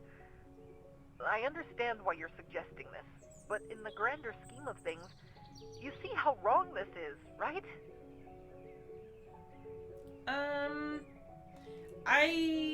I feel like, though, the reason that they're always the one that moves beyond their comfort zone is because their comfort zone is really small. Mm-hmm. And that's nothing against them. It's how they were created. Mm-hmm. But, like, they're so new to everything that so many situations that they come into contact with are going to be pushing the boundaries of what they are familiar and comfortable with. So I don't think that that's always necessarily a bad thing.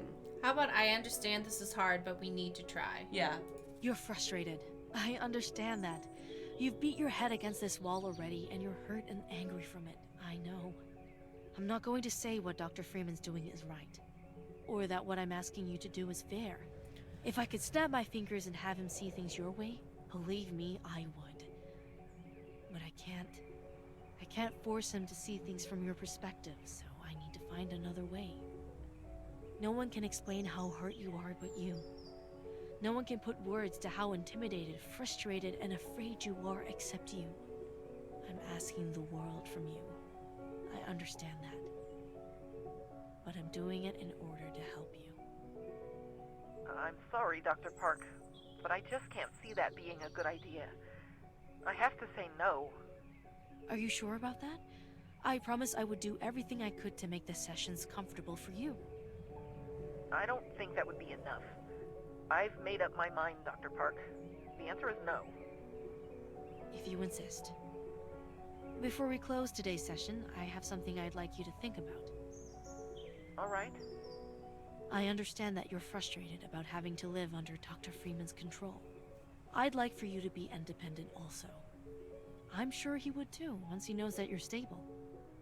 If you want independence, we need to get you to a point where you won't need me to look after you. I'm willing to help you get there, but that does mean you will need to go along with things I suggest, even if you are intimidated by them. That concludes our session for today. Be sure to continue your other therapies, and I'll see you next week. Be well. All right. We've been streaming for 3 hours. Yeah, that's probably I think good. we're at our limit. Yeah, that's probably good for today.